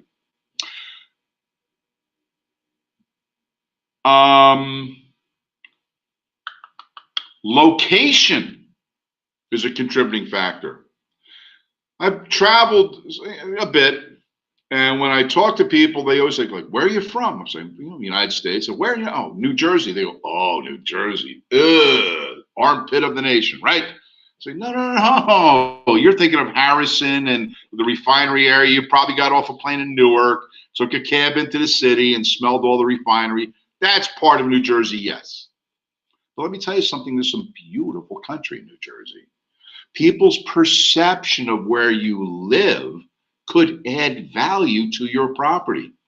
And when I tell people, like, I'll have a house in Ridgewood for sale, they go, oh, Ridgewood, more. Oh. Well, you know that Ridgewood does have a stigma about wealth, about prosperity, but there's two Ridgewoods. There's the hill where everybody, the $1 million properties are, and then there's the valley where everybody else lives that aren't millionaires. But value propositions are sometimes formed by just the town you live in. Where do you live? Alpine. Oh my, you must have $26 million estate. There's two Alpines. There is the $26 million estate properties, but there's also the neighborhoods of $300,000 and $400,000 houses as well. So Allendale, oh my. Franklin Lakes, oh, the sports and all those peoples live there. Oh yes, oh yeah. And Chester, Mendham, oh, the governor used to live in Mendham. Oh my. Well, guess what? Those are contributing factors because of its location. A contributing factor could be its view. Property has oceanfront view of the Atlantic. People will pay through the nose just to have the idea that they can wake up and look out at the Atlantic Ocean. Or Jersey City, wake up and see the city every day in your front window. That's a view people would pay for. That's a contributing factor. Handicapped accessibility features in the property. There are some people that would actually seek out those things for as actual they can determine it does add value to them. There's many different contributing factors to a piece of property. One of the most misconceived value propositions or value added things in a property is an in-ground pool. I have one. My wife told me we're not buying a house unless we have one. So a happy wife is a happy life. So we have a pool. I'm the pool boy.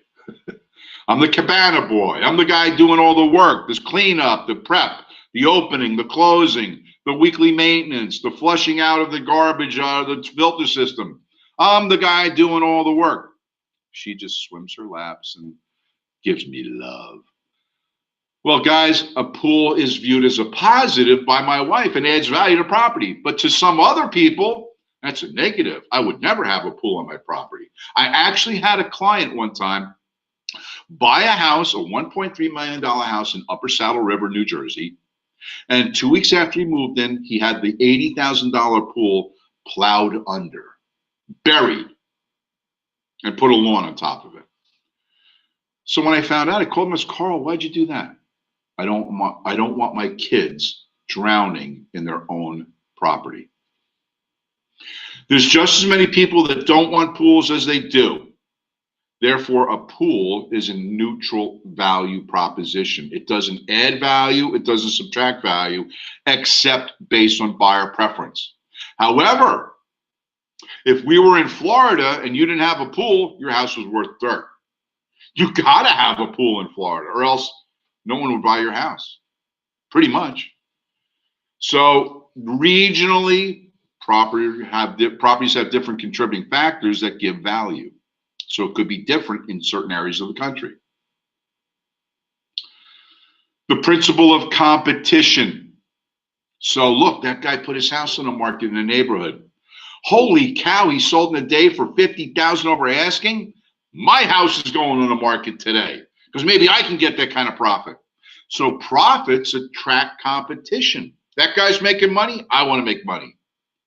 However, when it comes to obscene profits, excess profits, people overpaying just to get, that guy sold for that much, and then all of a sudden 6 houses in the block come up for sale at the same time.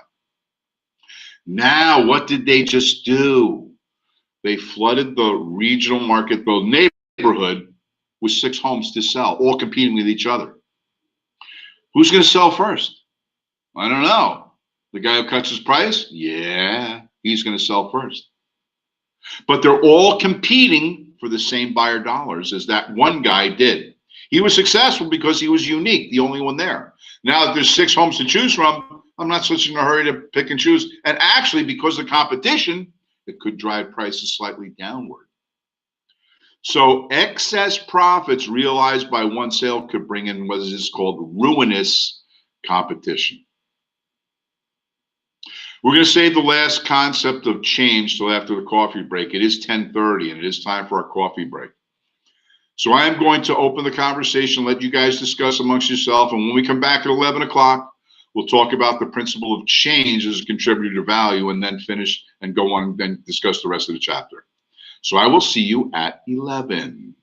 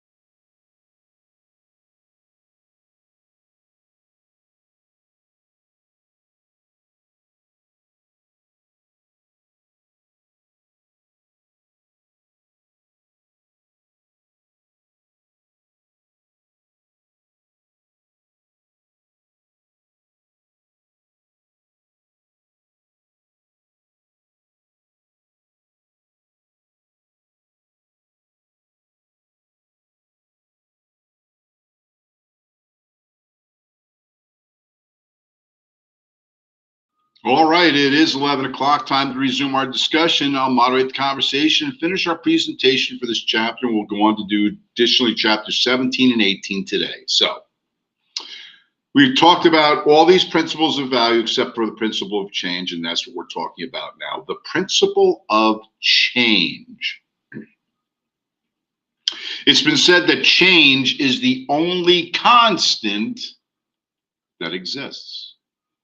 Well, I firmly believe that. Market conditions change all the time.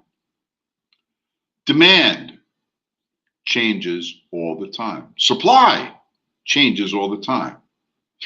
The availability of money and its cost to borrow changes all the time.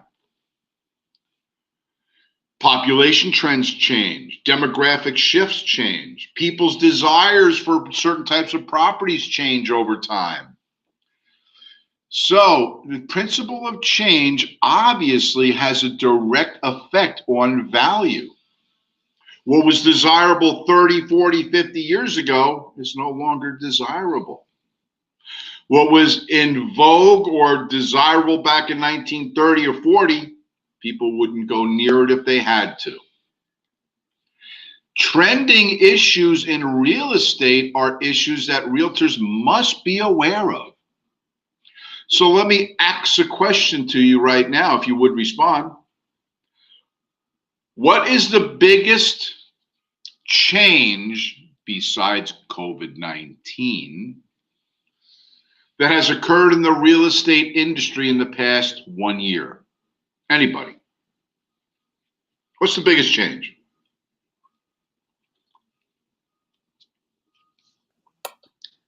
Rates, mortgage rates, the market, remote working, New York prices. Yeah, they're starting to go down in New York, by the way. Interest rates, climate. Uh-oh. I better move to higher ground quick. Supply and demand, rates. Legislation of weed in New Jersey. Man, that is coming, isn't it? So everybody's pretty much focusing on rates and things like that.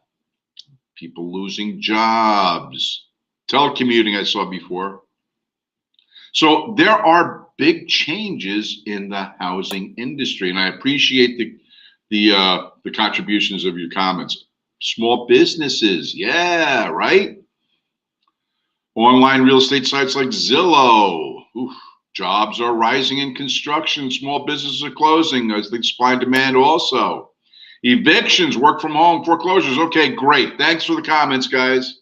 I'm going to limit the comments, but as you can see, there was many different ideas as far as what has changed in the last year in real estate. And all of your arguments are valid. They all have taken place. Interest rates have declined to a point where anybody, if you have a job, you may be able to buy a house by getting a mortgage for 2.5% interest rate. That's crazy.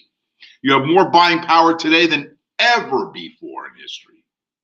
But the fact is, along with the buying ability comes rising prices. Prices are skyrocketing on available homes because there's very few of them. The desirability of certain locations has increased, and the desirability of some locations has decreased. People in New York are moving to New Jersey because it's less desirable to be in New York than it is in New Jersey. They're expecting somewhere between 20 and 30,000 people a year to be buying homes who are New Yorkers buying homes from New Jerseyans in the coming 12 months.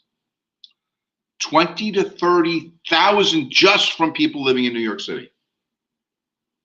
And average rent prices are starting to drop in New York City because now people are moving out. There's more availability of apartments, more choice. Therefore, prices come down because of that. So things are changing. There's much afoot that's going on that's affecting value propositions in different areas of the country. Taxes have raised dramatically in certain states, which caused people to move out of those states to go to other states that don't have the taxes. There's a big change going on, a sea change of people moving to different states because of tax issues. Climate change, is that really affecting us? Well, it may. Over the past 100 years, the sea level actually has risen slightly. And yes, there is climate change going on, but it's been going on since the Earth was created. It's a forever process. It always changes. Sometimes the sea levels rise, sometimes they lower. We have ice ages, and then we have after ice age, when they melt, seawaters rise. So there's always change going on. Buyer demand for certain types of houses has changed dramatically. Back in the 90s, you couldn't build enough McMansions to be sold. Today, people don't want McMansions, cookie cutter luxury homes. They want unique style properties. In fact, a very large and growing cottage industry of tiny homes is becoming very popular in some areas. I'm not into tiny homes. I need space. But there is a desire for that. Open floor plan concepts are now being rethought because the requirement for telecommuting. If you have two adults who are telecommuting, they can't have one open floor space. They need compartmentalized workstations. Individual bedroom units for children, no longer a big deal because multi-generational living in one house is more common today than ever before, and you may need more than one principal bedroom suite. In fact, today, builders are building more than one bedroom suite in a house. So design changes, people's desires. 10 years ago, I remember selling new construction with the high-tech feature of Cat5 cable installed already in the building. Category 5 telecom cable. Well, nowadays, people don't care about that. I just turn on Bluetooth and wireless, have my router set up so I can access information anywhere without cables, and we're wireless in the entire house. So technology changes constantly. I tell you, products that you use for building changes over time. All these things, and I could go on and on about change, but all these things conspire together to affect value propositions. Move-in condition homes, updated in good condition, are of the most desirable status today. So if you have a home that's in good condition, well kept, clean, updated, you decide you're going to sell your house, you'll have people tearing down your front door, throwing cash at you to buy it.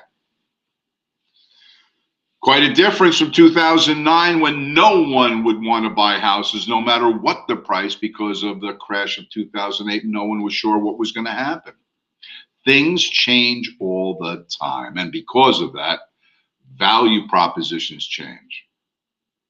So the contribution of all these things we've talked about are indicators that people put certain priorities on things about and in a house that gives them idea of value.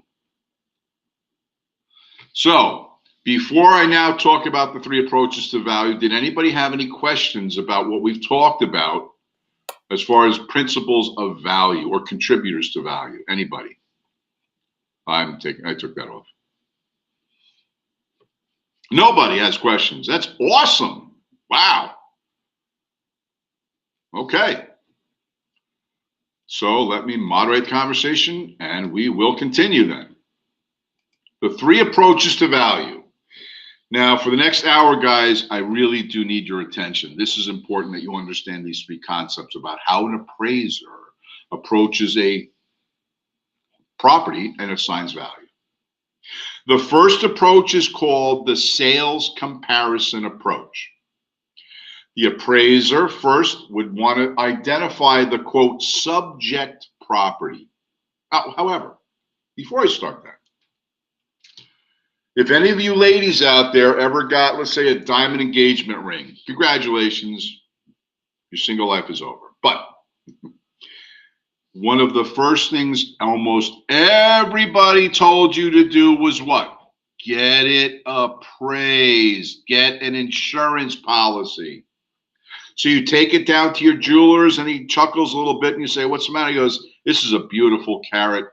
This is a beautiful diamond. This is a beautiful ring, and it's worth a nice penny. Or he sits there and goes, it's amazing what they're doing with cubic zirconians now. Oh, I'm sorry, no. But you get it appraised for value. But what value do you get it appraised for? Because your insurance policy and premium will depend on what you're getting appraised for. What do you mean? There's two reasons you get an appraisal for a diamond ring. One is to replace it if it gets lost or stolen. The other reason is to not replace it, but to replicate it. Have an identical made. Well, I'm going to tell you right now, for a replacement insurance policy for your diamond ring, they're going to issue a dollar value of the item. So if your diamond ring gets lost or stolen, you just go down to your corner jeweler, pick out a ring off the shelf that has the price, and that's your ring as a replacement to the one you lost.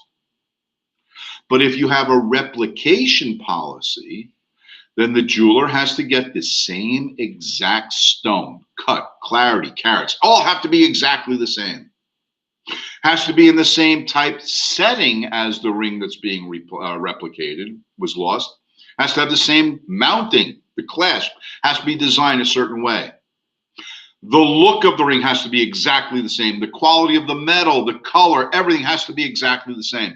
That costs more money than just going down to your corner jeweler and picking up a ring. So depending on the purpose of the appraisal may determine a value difference because of the purpose of the appraisal. So now that we've determined that there is a difference of appraised value because of purpose, let's understand the sales comparison approach. I'm sorry, was there a question? Go ahead, I'll open it up.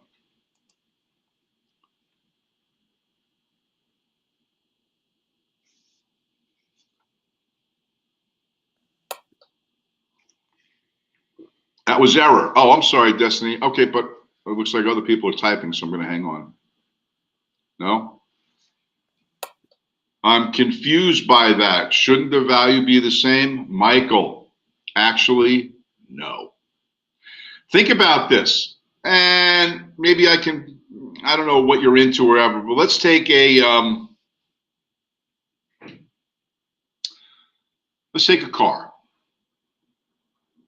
You have an antique classic 1964 Pontiac GTO, and it is a limited edition GTO, and only a few of them were made. Now, you can go out to your Geico insurance carrier and have an insurance policy that if you get into an accident, they'll fix your car. But if you get it totaled, you're only getting a value of what a 1964 Pontiac GTO would bring to a car dealer's inventory. And I got to tell you, it depends on condition, mileage, and everything else. So if I were to assign a value of $1,000, because who wants to drive around in a 1964 car? You can get a brand new Hellcat and tear up the roads twice as fast as a 64 GTO. But to you, it's a collector piece and worth a lot more. So you go to a special vendor of insurance, and for a special price, he will insure your car against loss, or to replace it or replicate it could have different value propositions. You can just get a brand new VW Jetta off the shelf for the same value and have a replacement car. Or you could pay extra for a policy that will make you now go find a GTO 64 and all the special limited edition, and they'll pay for a replacement or replication, not just another car, but that car itself. You're going to pay more for it. So it's greater value. So guys, the purpose of why people evaluate things are different. People call me for a price on their property for different reasons. So when people say, hey, what's my house worth in today's market? I'll ask the question, are you thinking of selling your home? In that case, I'd have to know the market value of the recent sales and recent homes that are listed on the market for that property, and recent homes that didn't sell and why, the various reasons, understand value. But if you say, No, I'm just trying to update my investment portfolio. Well, then you're not looking to sell it. So the value I assign to the property today may change over time. Certainly, the house you live in is not the same value it was when it was first built for 30, 40, 50, 100 years ago. So if I have an insurance policy on my house when I buy it for 300,000 for replication or replacement, but now 16 years later the house is worth $750,000. If my house burns down, they're only going to give me $300,000 of value. So items change in value according to time, use, interpretation of value, impression of a buyer's prerogative, etc. So market price and replication or replacement price may be different values. So the intent of the appraisal is what that appraiser must know. Why are you getting the item appraised? Someone calls me to sell their house. I want to sell my house. Great. If you're thinking of selling your house today, buyers are paying between this. Well, I'm not really selling. I'm just looking to see if I can refinance how much I can get. Well, then you need an appraisal done by the bank doing the financing, because they're not going to look at for market value. They're going to look at the house for an appraised value based on the loan amount. So there's different purposes for an appraisal, which will give different value propositions. So there is meat to this argument that there are different value propositions based on different requirements or needs of the buyer. Now, getting back to the sales comparison approach, how is it accomplished? Well, hang on a second. Let me see. Okay, here we go. Number one, I have to compare the subject property, the house I'm going to be evaluating, to other properties of similar character. A realtor does this by doing a CMA, a comparative market analysis. The appraiser does it through what's called the sales comparison approach. Exactly the same thing is done. It's just an appraiser charges for his appraisal. A realtor says this is not an appraisal and doesn't charge for it. That's the only difference, believe it or not. So as a realtor, when I do the quote sales comparison approach, I'm actually doing what is called a comparative market analysis for the person who wants to sell their house. What I'm going to do, the process would be find the reason for the analysis. It's for sale. Okay, now I know how to price a property. So I'm going to go have to visit that property. I'm going to have to understand everything about its exterior, the grounds, how big the lot is, what condition the house is, and then get in the house and look at everything in the house and find out from the owner everything they know about the house. Then I'm going to go and compare this subject property, the one I'm going to be pricing, to other properties in the near area that are currently for sale to see how it stacks up against those properties. So what you're going to do as licensees, when you get a person who wants to list their property for sale and they want to know value, you're going to have to perform a CMA, a comparative market analysis. Your brokers will train you, and the multiple listing service will train you how to do a market analysis. I'm just going to give you the overview of how the appraiser approaches the value. So what happens is the appraiser goes, visits the property, gets to know it, then goes into the multiple listing service and performs a search. So let me use a whiteboard to try to give you an example of what I'm talking about. It's a 4-bedroom, 2.5 bath, center hall colonial, center hall colonial. And it's got a half-acre property, full, finished basement, 2-car garage attached. All right, and it's in fair condition. It needs some work. This is the subject property. These are the things I have to think about when comparing it to the other properties in the area. And it's in Closter, New Jersey. So now I'm going to have to go into my multiple listing service and enter this criteria to find out if there's other homes just like it in close to New Jersey that are on the market, so I can compare this subject property to those. But you know what? If I did that, I may only get a couple results, if any. So what I'm going to do in order to get the most amount of responses to my inquiry is limit my inquiry to some very basic things. I'm going to enter close to New Jersey, 4-bedroom home. That's it. All this other stuff is fluff so far. So let's say I'm getting 30 results from my search. There's 30 homes that have 4 bedrooms in close to New Jersey that are currently on the market for sale. So I'm looking in the active category, houses for sale. Then I enter in 2.5 bath. There's only 25. Center Hall Colonials, there's only 15 of them. It has 1/2 acre, there's 10 of them.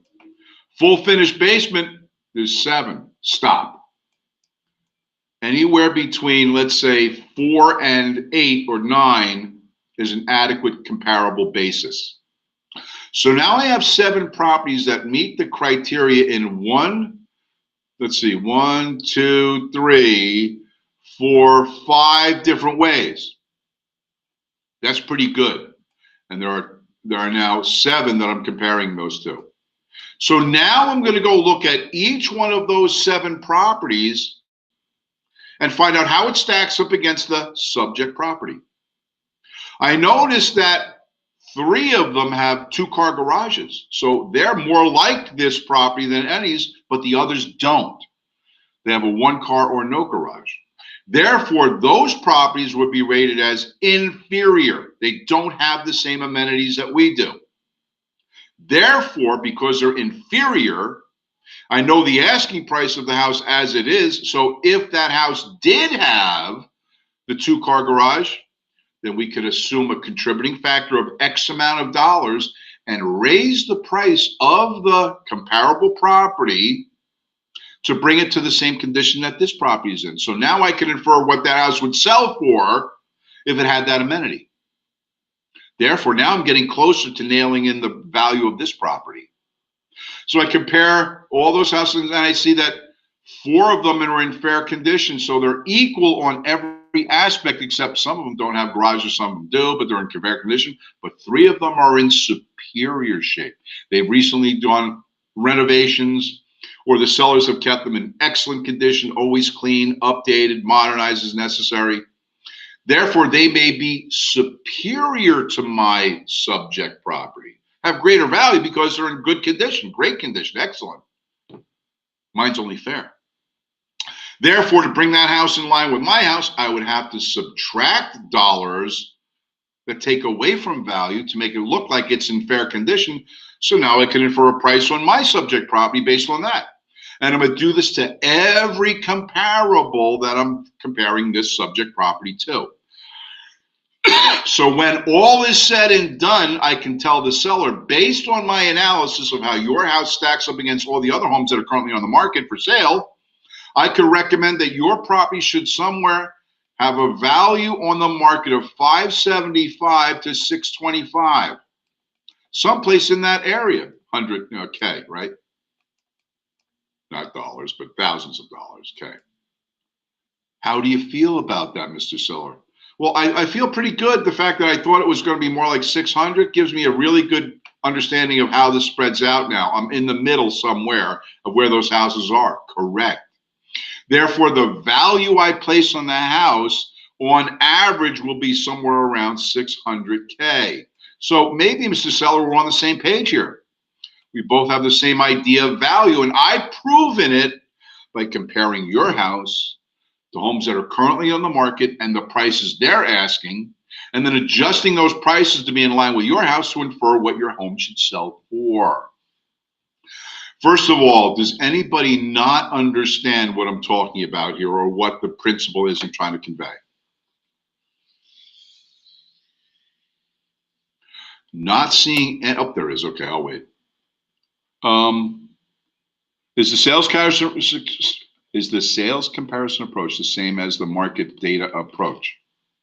That would be the similar wording for it, yes.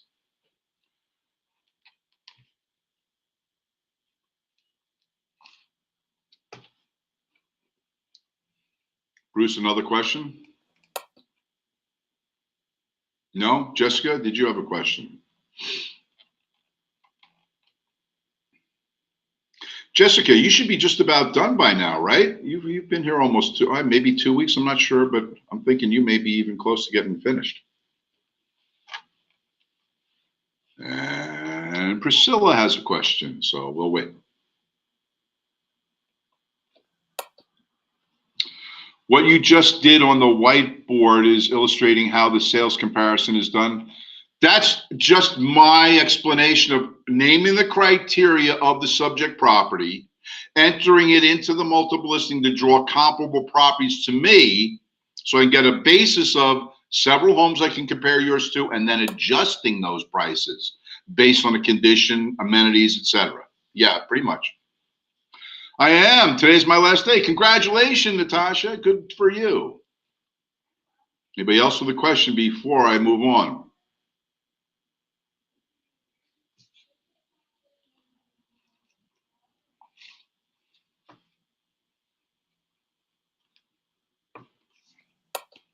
And me too, it's my last day. Okay, good, Marcia, good for you, congratulations.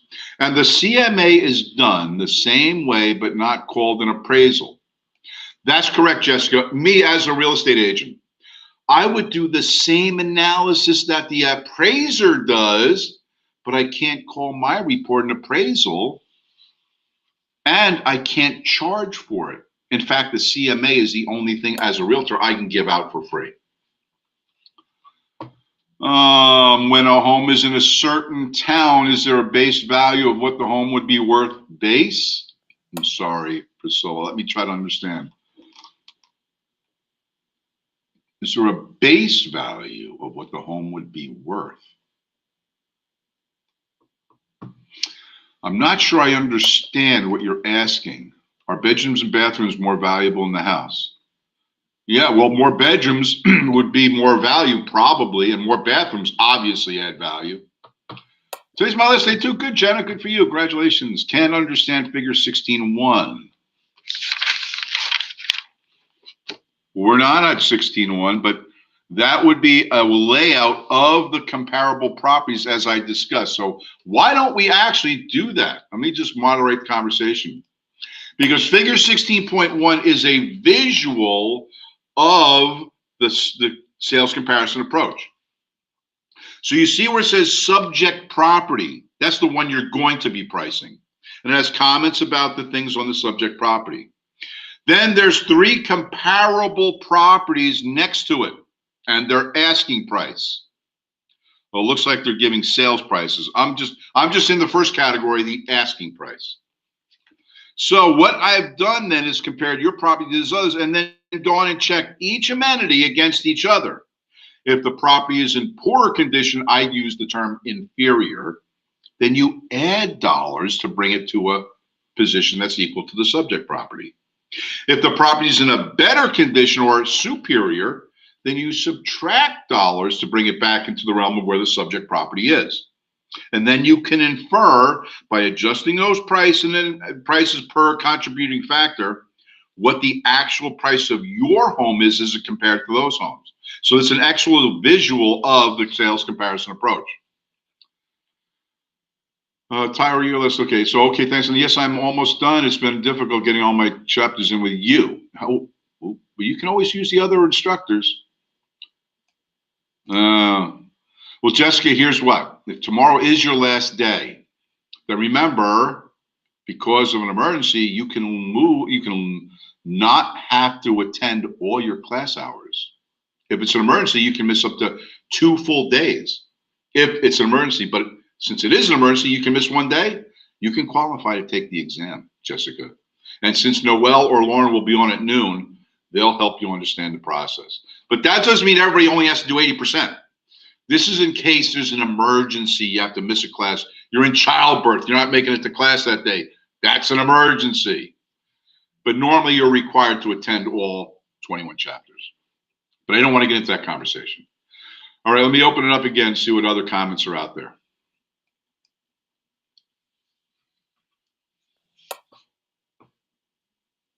Oh, thank you. Appreciate that, Jessica. It's nice of you to say.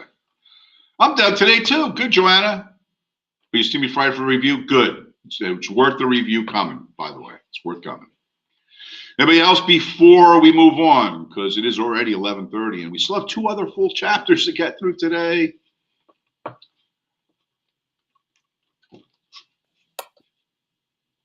How does one decide how much to add or subtract in the comparable? Oh, that's a good question, David. I'm going to tell you right now, your broker will help you with these ideas until you become familiar with your local market. I can tell you in certain markets, a bedroom adds as much as $50,000 to a property. A modern kitchen versus an antiquated one could be a $40,000 or greater value depending on the size of the house and the neighborhood it's in. So you need to know your markets, you need to know the contributing factors, and you will establish that through experience. But to start off, you can always rely on your broker to give you that information. So find a good broker. Oh, Angie, you're going to be on tomorrow too? Good, congratulations. Can't miss tomorrow because it's a 3-chapter day. Well, Jared, I'm unfortunately going to tell you there's a good chance we're not going to be here tomorrow. Just let you know. All right, I'm going to move on, guys. I do need to get this stuff done. So if I'm dissing you, I'm not intentionally dissing you. It's just that we got to get it done. So now that I've compared your property to other homes on the market that are for sale, I'm going to redo my search all over again based on homes that recently sold that compare to your property. And I'm going to do it within a 6-month time frame. Because a year ago, prices were different because there wasn't as much demand a year ago as there is today. 6 months from now, it could be different. So I'm only going to look back 6 months. So I'm going to enter my criteria for homes that sold recently in the same area where the same property is located, the subject property. And then I'm going to look at those sale prices, the amenities in them, and then adjust those prices to meet the situation of the subject property. So now, Mr. Seller, I can infer what the sales price will approximately be. And if I'm doing my job right, the market value and asking price should be probably within a 3 or 4% difference. It's about all. And I've been usually pretty good in nailing my estimates somewhere between 96 to 97.5% of value. So I've been pretty good at doing this. But that's not all, guys. I did 2 searches. I'm going to do a 3rd one. I'm going to actually go into the MLS and pull up all the expired properties that didn't sell that are like your subject property. And then we're going to look at each one of those to show things like days on market. Well, look, 3 of these were on the market for over 180 days, but 2 of them were on the market for over 375 days. There's one on the market that expired that was on for 769 days. Now the question is, why didn't they sell? So we see the days on market. There's been plenty of exposure to those houses on the market. Obviously, it's not that. It must be something different. So let's look at the price history of the listing. You can see where it started out 187 days ago at a certain price and then dramatically dropped the price. Well, when buyers see that, first of all, if it's overpriced, they're not even going to go look at it.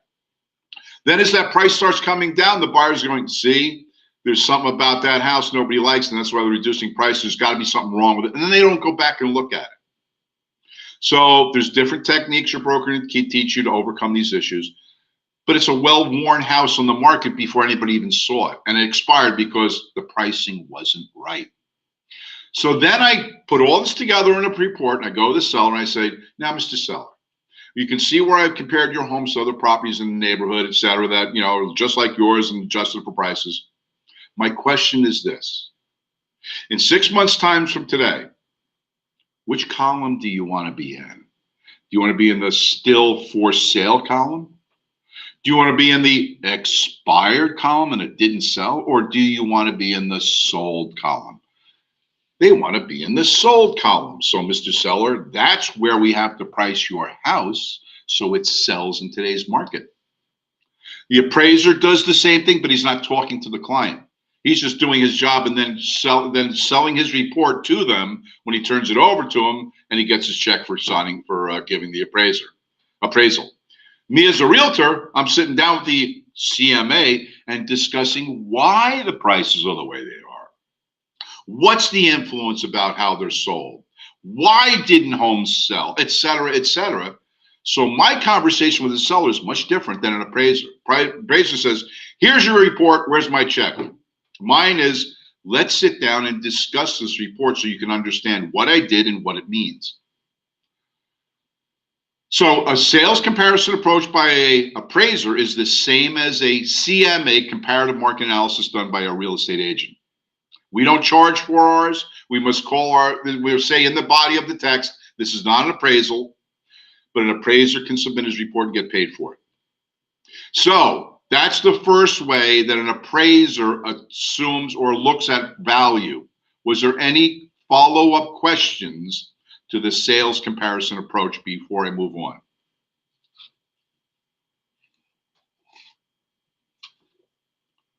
All right, not seeing any questions. I am going to move on. It's Farhana, today's your last day too. I didn't realize you were with us already for 2 weeks, but wow. Well, we're taking these classes again after going through the practices. And guys, by the way, this is given to every one of our students. As long as you have still to pass the state exam, you're always welcome back in class at no charge.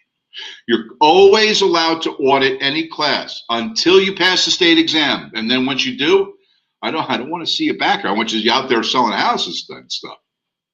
So again, you're always welcome back until you pass the state exam.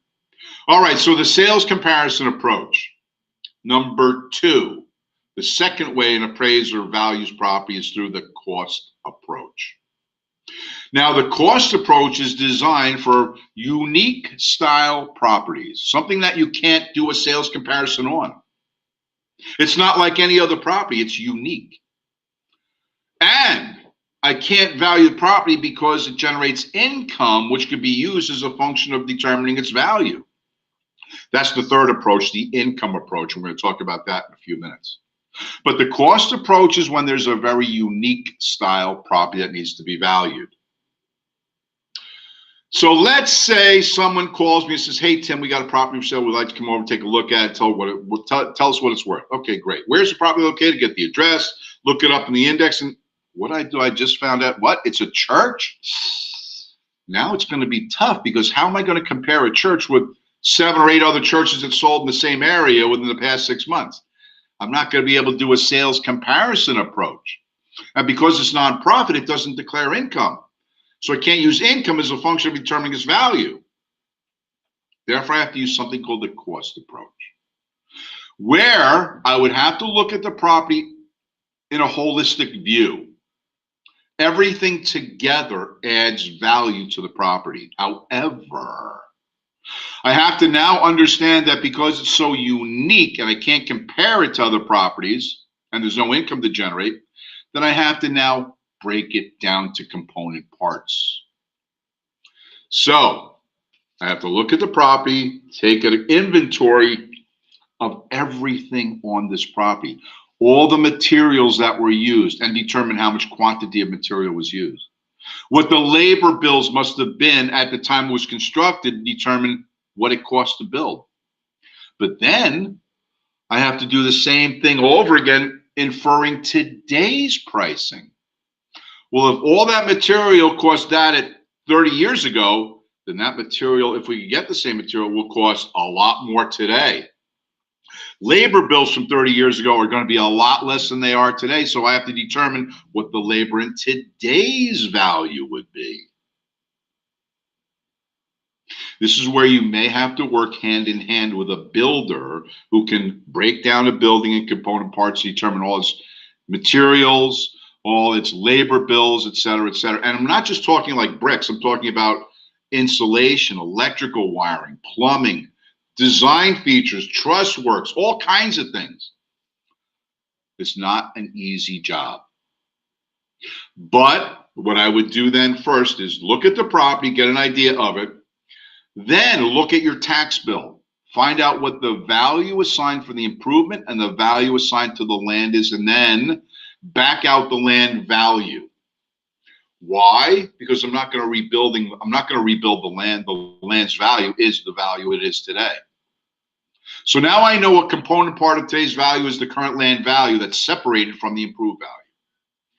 Then I have to estimate the cost to construct that same building today. What's it going to cost me to build that building with that material and those labor bills today. But that's not all. Then they have to look at the current value, the current building as it sits, and estimate the accrued depreciation, meaning loss of value from all sources. So I estimate that the building has lost value because the roof needs a new roof. And on this roof, on this church, that could be a $15,000, $20,000 roof or more. So I need to know costs of replacing a roof. Then, what did it lose? Because the siding is all worn out. It's moldy, it's torn, there's water damage. We have to redo a siding. So what's a new siding job in this property going to be by replacing material that's there? That could be tens of thousands of dollars. But not just through wear and tear. I also have to think about loss of value because of functional obsolescence. Oh, what? Functional obsolescence. Page 2 of this is the difference between reproduction and replacement costs. This is what I was talking about before. I'm going to move on because we actually already talked about that. Sheet 3 here explains how to calculate construction cost in today's terms, but I'm again, just another way to figure out how to calculate cost. But now we're talking about loss of value because of depreciation. Depreciation from wear and tear, the siding, the roof, etc. But then again, through functional obsolescence. What's that? Functional obsolescence means the way the building was designed and used no longer is applicable for some reason. If you're familiar with Totowa, New Jersey, at the end of Union Boulevard, as you go south across Route 80, you cross a little stream and then come to an intersection. Well, if you look to the right down that stream, you see this nice big brick building. The building is called the Mills. Back in the 1800s, the Mills was a textile manufacturing facility. They milled yarns and things like that there. But it lost its usefulness when modern technology and practices of manufacturing took hold. Because you can't use that building the way it was designed for today's purposes, functionally it became obsolete. However, someone looked at that and said, that building would make great condos. So they bought it for a cheap price, converted it all to condos, and made a fortune selling the condos in that building. But functionally, it no longer works the way it was designed to work. So it lost value through functional obsolescence. Relating to a residential property, let's say the house was built in 1787. Well, in 1787, they didn't have indoor plumbing. Matter of fact, you had to use an outhouse, and you had to go to the wellhead and pump out the well water, bring it in the house, and then you could cook. So the fact is, today, however, that house has been fixed so that it's got 6 bedrooms, but only 1 bath, because that's all they could afford to put in the house was 1 bath. Today, that house is functionally obsolete. How can 6 people live in a house with only 1 bathroom? That's unheard of. And don't get me wrong, I'm not a sexist, but if you got women in the house, forget it. just being realistic here. So really, that house lost value because it doesn't function very well by the way it was designed. If you were to add more bathrooms, well, that could cure the functional obsolescence of the property. So functional obsolescence directly affects value, but it is fixable. Always, you could fix functional obsolescence.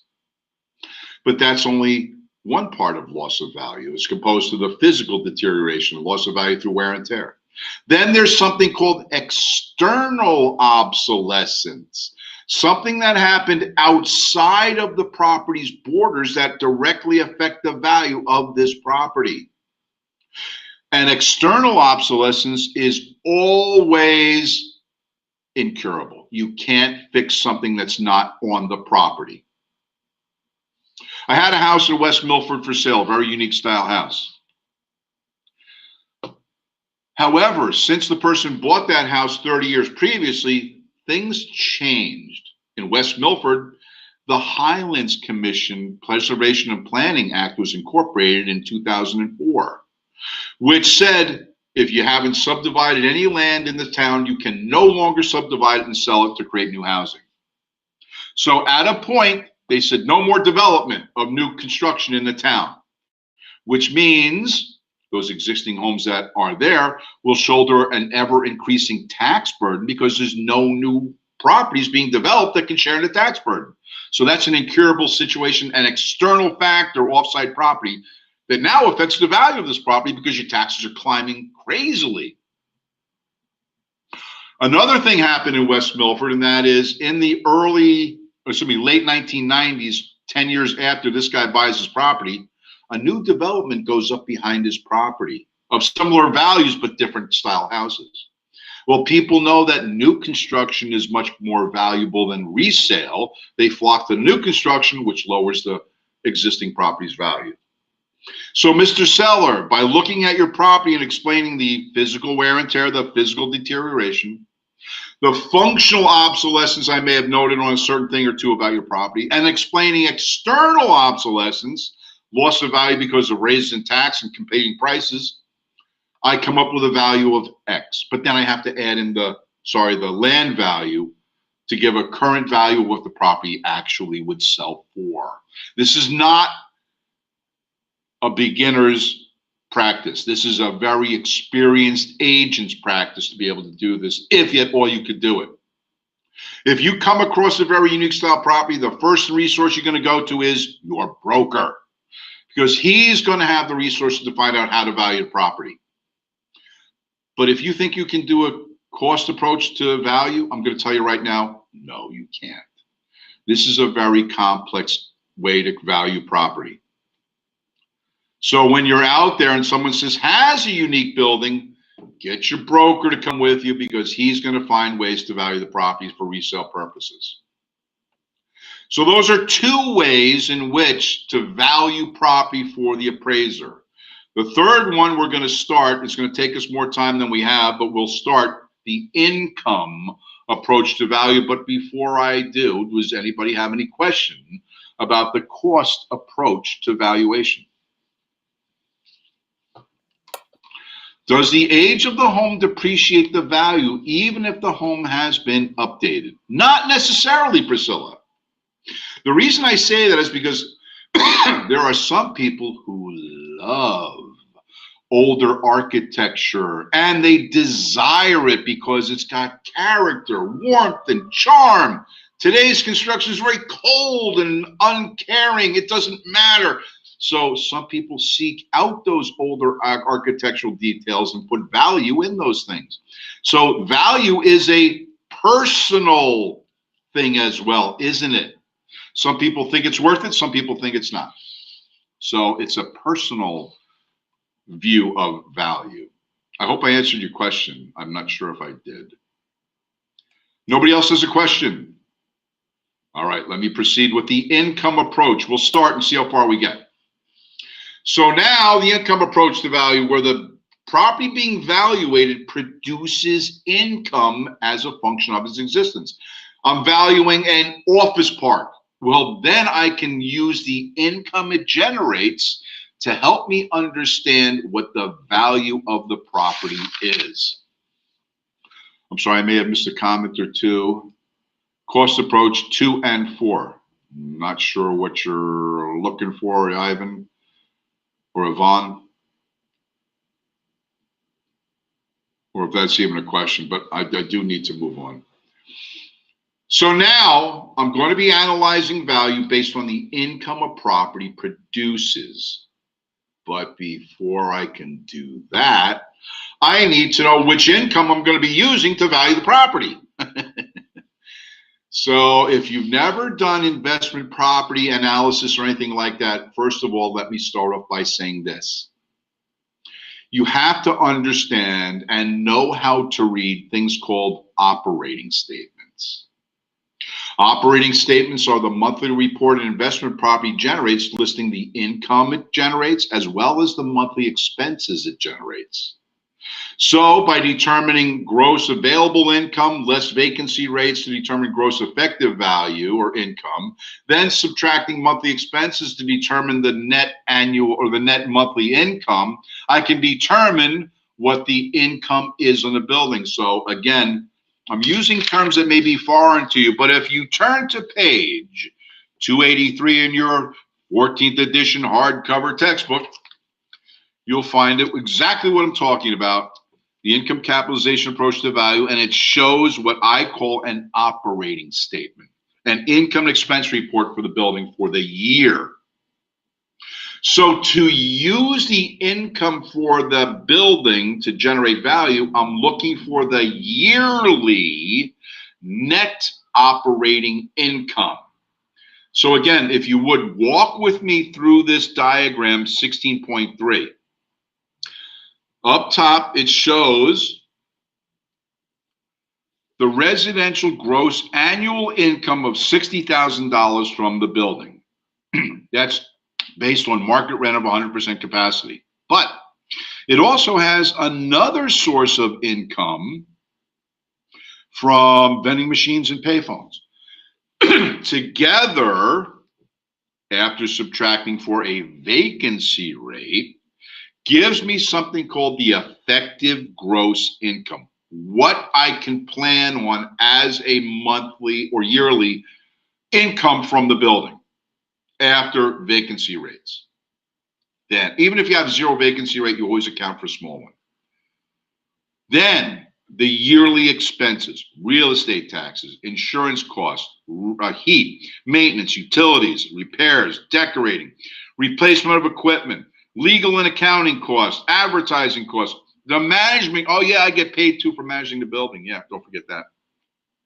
So now I have a total yearly expense of $27,000. So I take the gross effective income of $58,176, subtract the total yearly expense of $27,000, and gives me an annual net operating income of $31,176. Now, I'm just doing a very cursory overview of this income statement, income and expense report for the year. Because it generates something called an annual net operating income, which is the income after expenses, but before the mortgage gets paid. Now, if I were to apply the mortgage against that net operating income, whatever's left over after that is called cash flow, spendable income by the owner. But I'm not interested in that. I'm interested in the annual net operating income. So now for the previous page, it says things like this. I'm going to use the whiteboard to demonstrate. For example, a comparable property is producing an annual net income of $15,000, right? $15,000.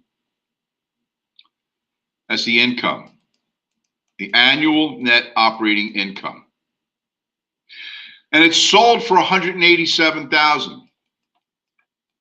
Well, what's that going to do? Sold price. So in order to figure out a capitalization rate, I would use IRV, I-R-V. Now, please just follow me and humor me for a minute. I, taking a test, would write IRV on my scratch pad so I know and remember the math concepts. What? Well, I equals income, R equals rate, and V equals value. I over R equals V, or I divided by R, rate equals value. Income divided by value equals rate, and rate equals income divided by value, and income equals rate times value. If they're side by side, multiply. If there's a line separating above and below, that's divide. This is all explained in chapter 22, but again, I'm just drawing your attention to this idea of IRV. So if the rate equals income divided by value, then the total income of $15,000 would be divided by $187,000, income divided by rate, equals a rate of 8%. Now I know the capitalization rate that needs to be applied to calculate other homes of similar quality or other buildings of similar incomes or in the same area. And every capitalization rate in a given area is unique to that area. Your broker may have experience in knowing these things. Any commercial practitioner could help you. But you need to know what cap rates are. If you don't, if you know the income and the sold price, you can determine the cap rates. If you know 2 out of any 3 of the things that are required for IRB, you can always solve for the third. So if I know the income's $15,000, the cap rate's 8%, I take the income divided by value to equal, divided by rate equals value. Income divided by rate equals value. So income 15,000 divided by 8% equals, yep, 187,000.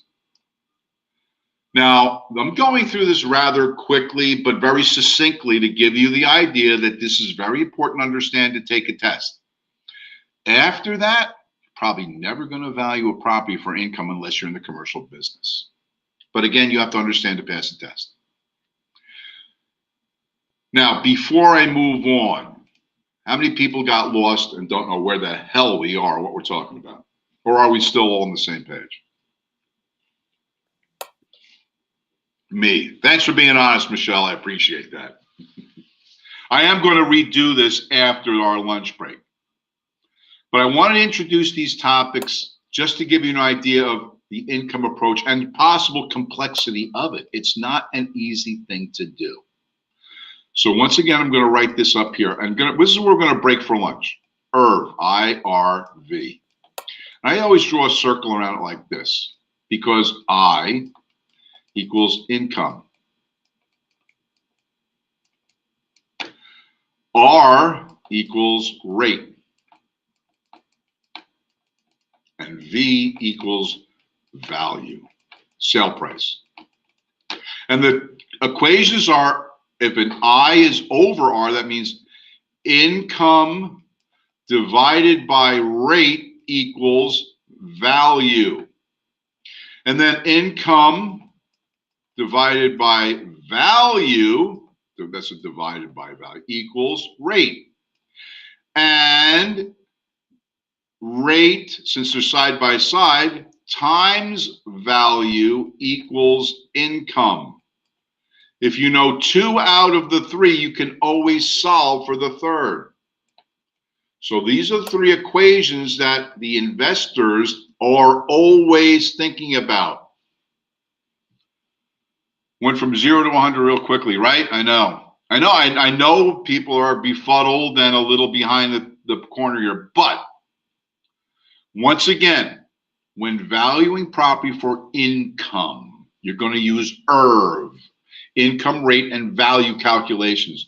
Now, I drew this way so I can visually represent income rate and value in a special way that refers a mathematical equation. When you see 2 numbers, one over the other with a line in the middle, you know that means divide. So income divided by rate then equals value. Income divided by value then equals rate. And income equals rate times value. It's the 3 equations in the bottom of the page, the ones I just went through. So that all works out. Again, all this is in your chapter 22. That if you review tonight, you'll get a better comprehension of this idea of IRV. It also gives a demonstration of PBR.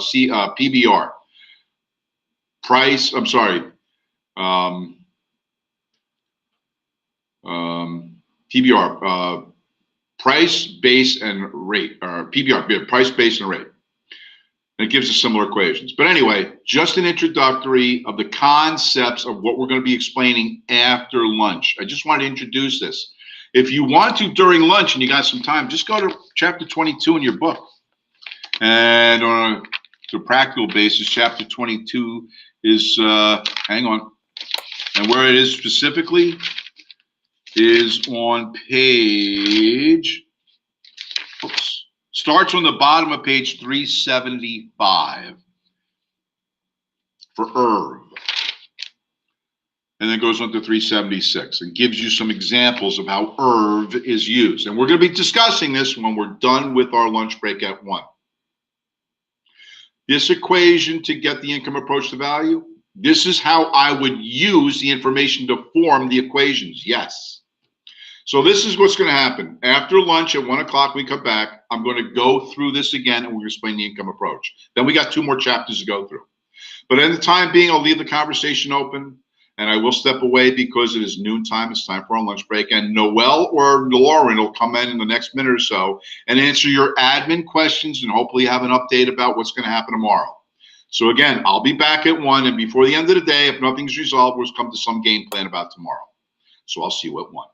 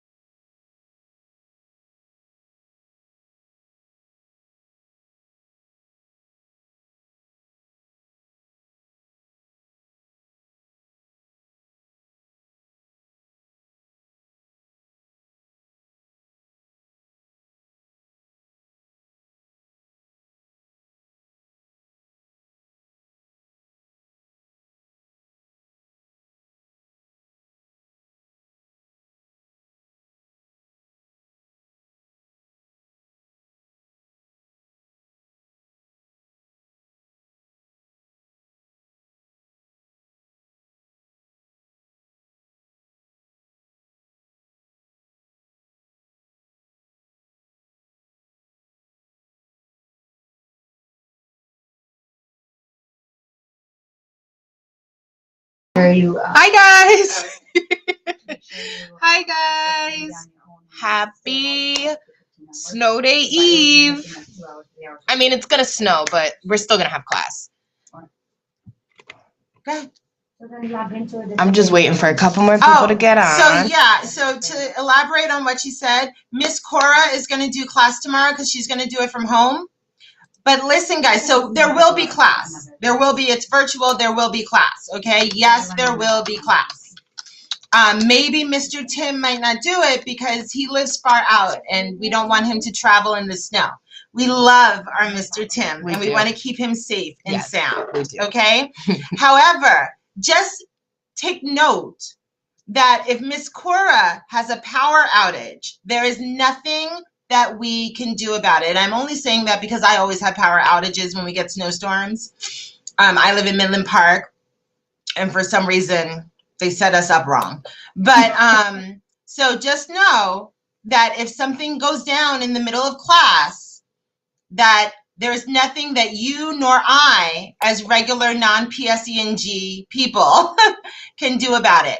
But she's going to be on, and God willing, everything will, internet will work like it's supposed to. All right, guys?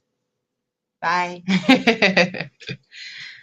Hi, guys. Hello. So, my name is Lauren. I am the education coordinator for the school, and I hop on every day at lunchtime to answer any administrative questions that you may have.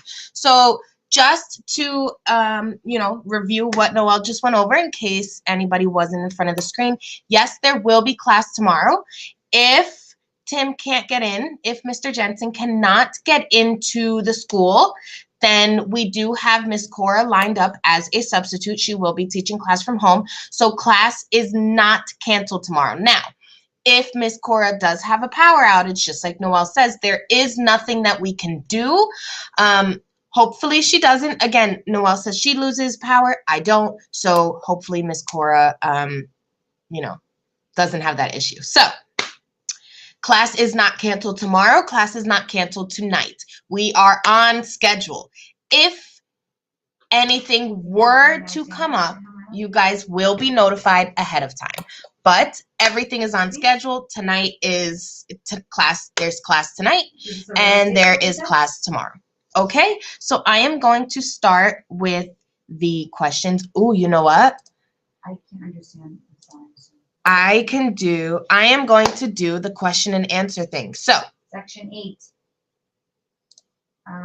If anybody would like to raise their hand while I'm waiting for a couple people to raise their hand, I'm going to go through the written questions. And then when I do go to answer the live questions, I'm going to moderate the chat. Okay, so let me get through these. Okay, I'm just scrolling up the chat. We answered if Tim is doing class. How do I arrange to take the test? So once you complete all 21 chapters, you can arrange to take your exam. If you have not completed all of your chapters, do not register for the exam. Homework, test, homework, tracker, test, homework, tracker. What are other links that you got? Oh, schedule. Okay. Okay. Hi, today.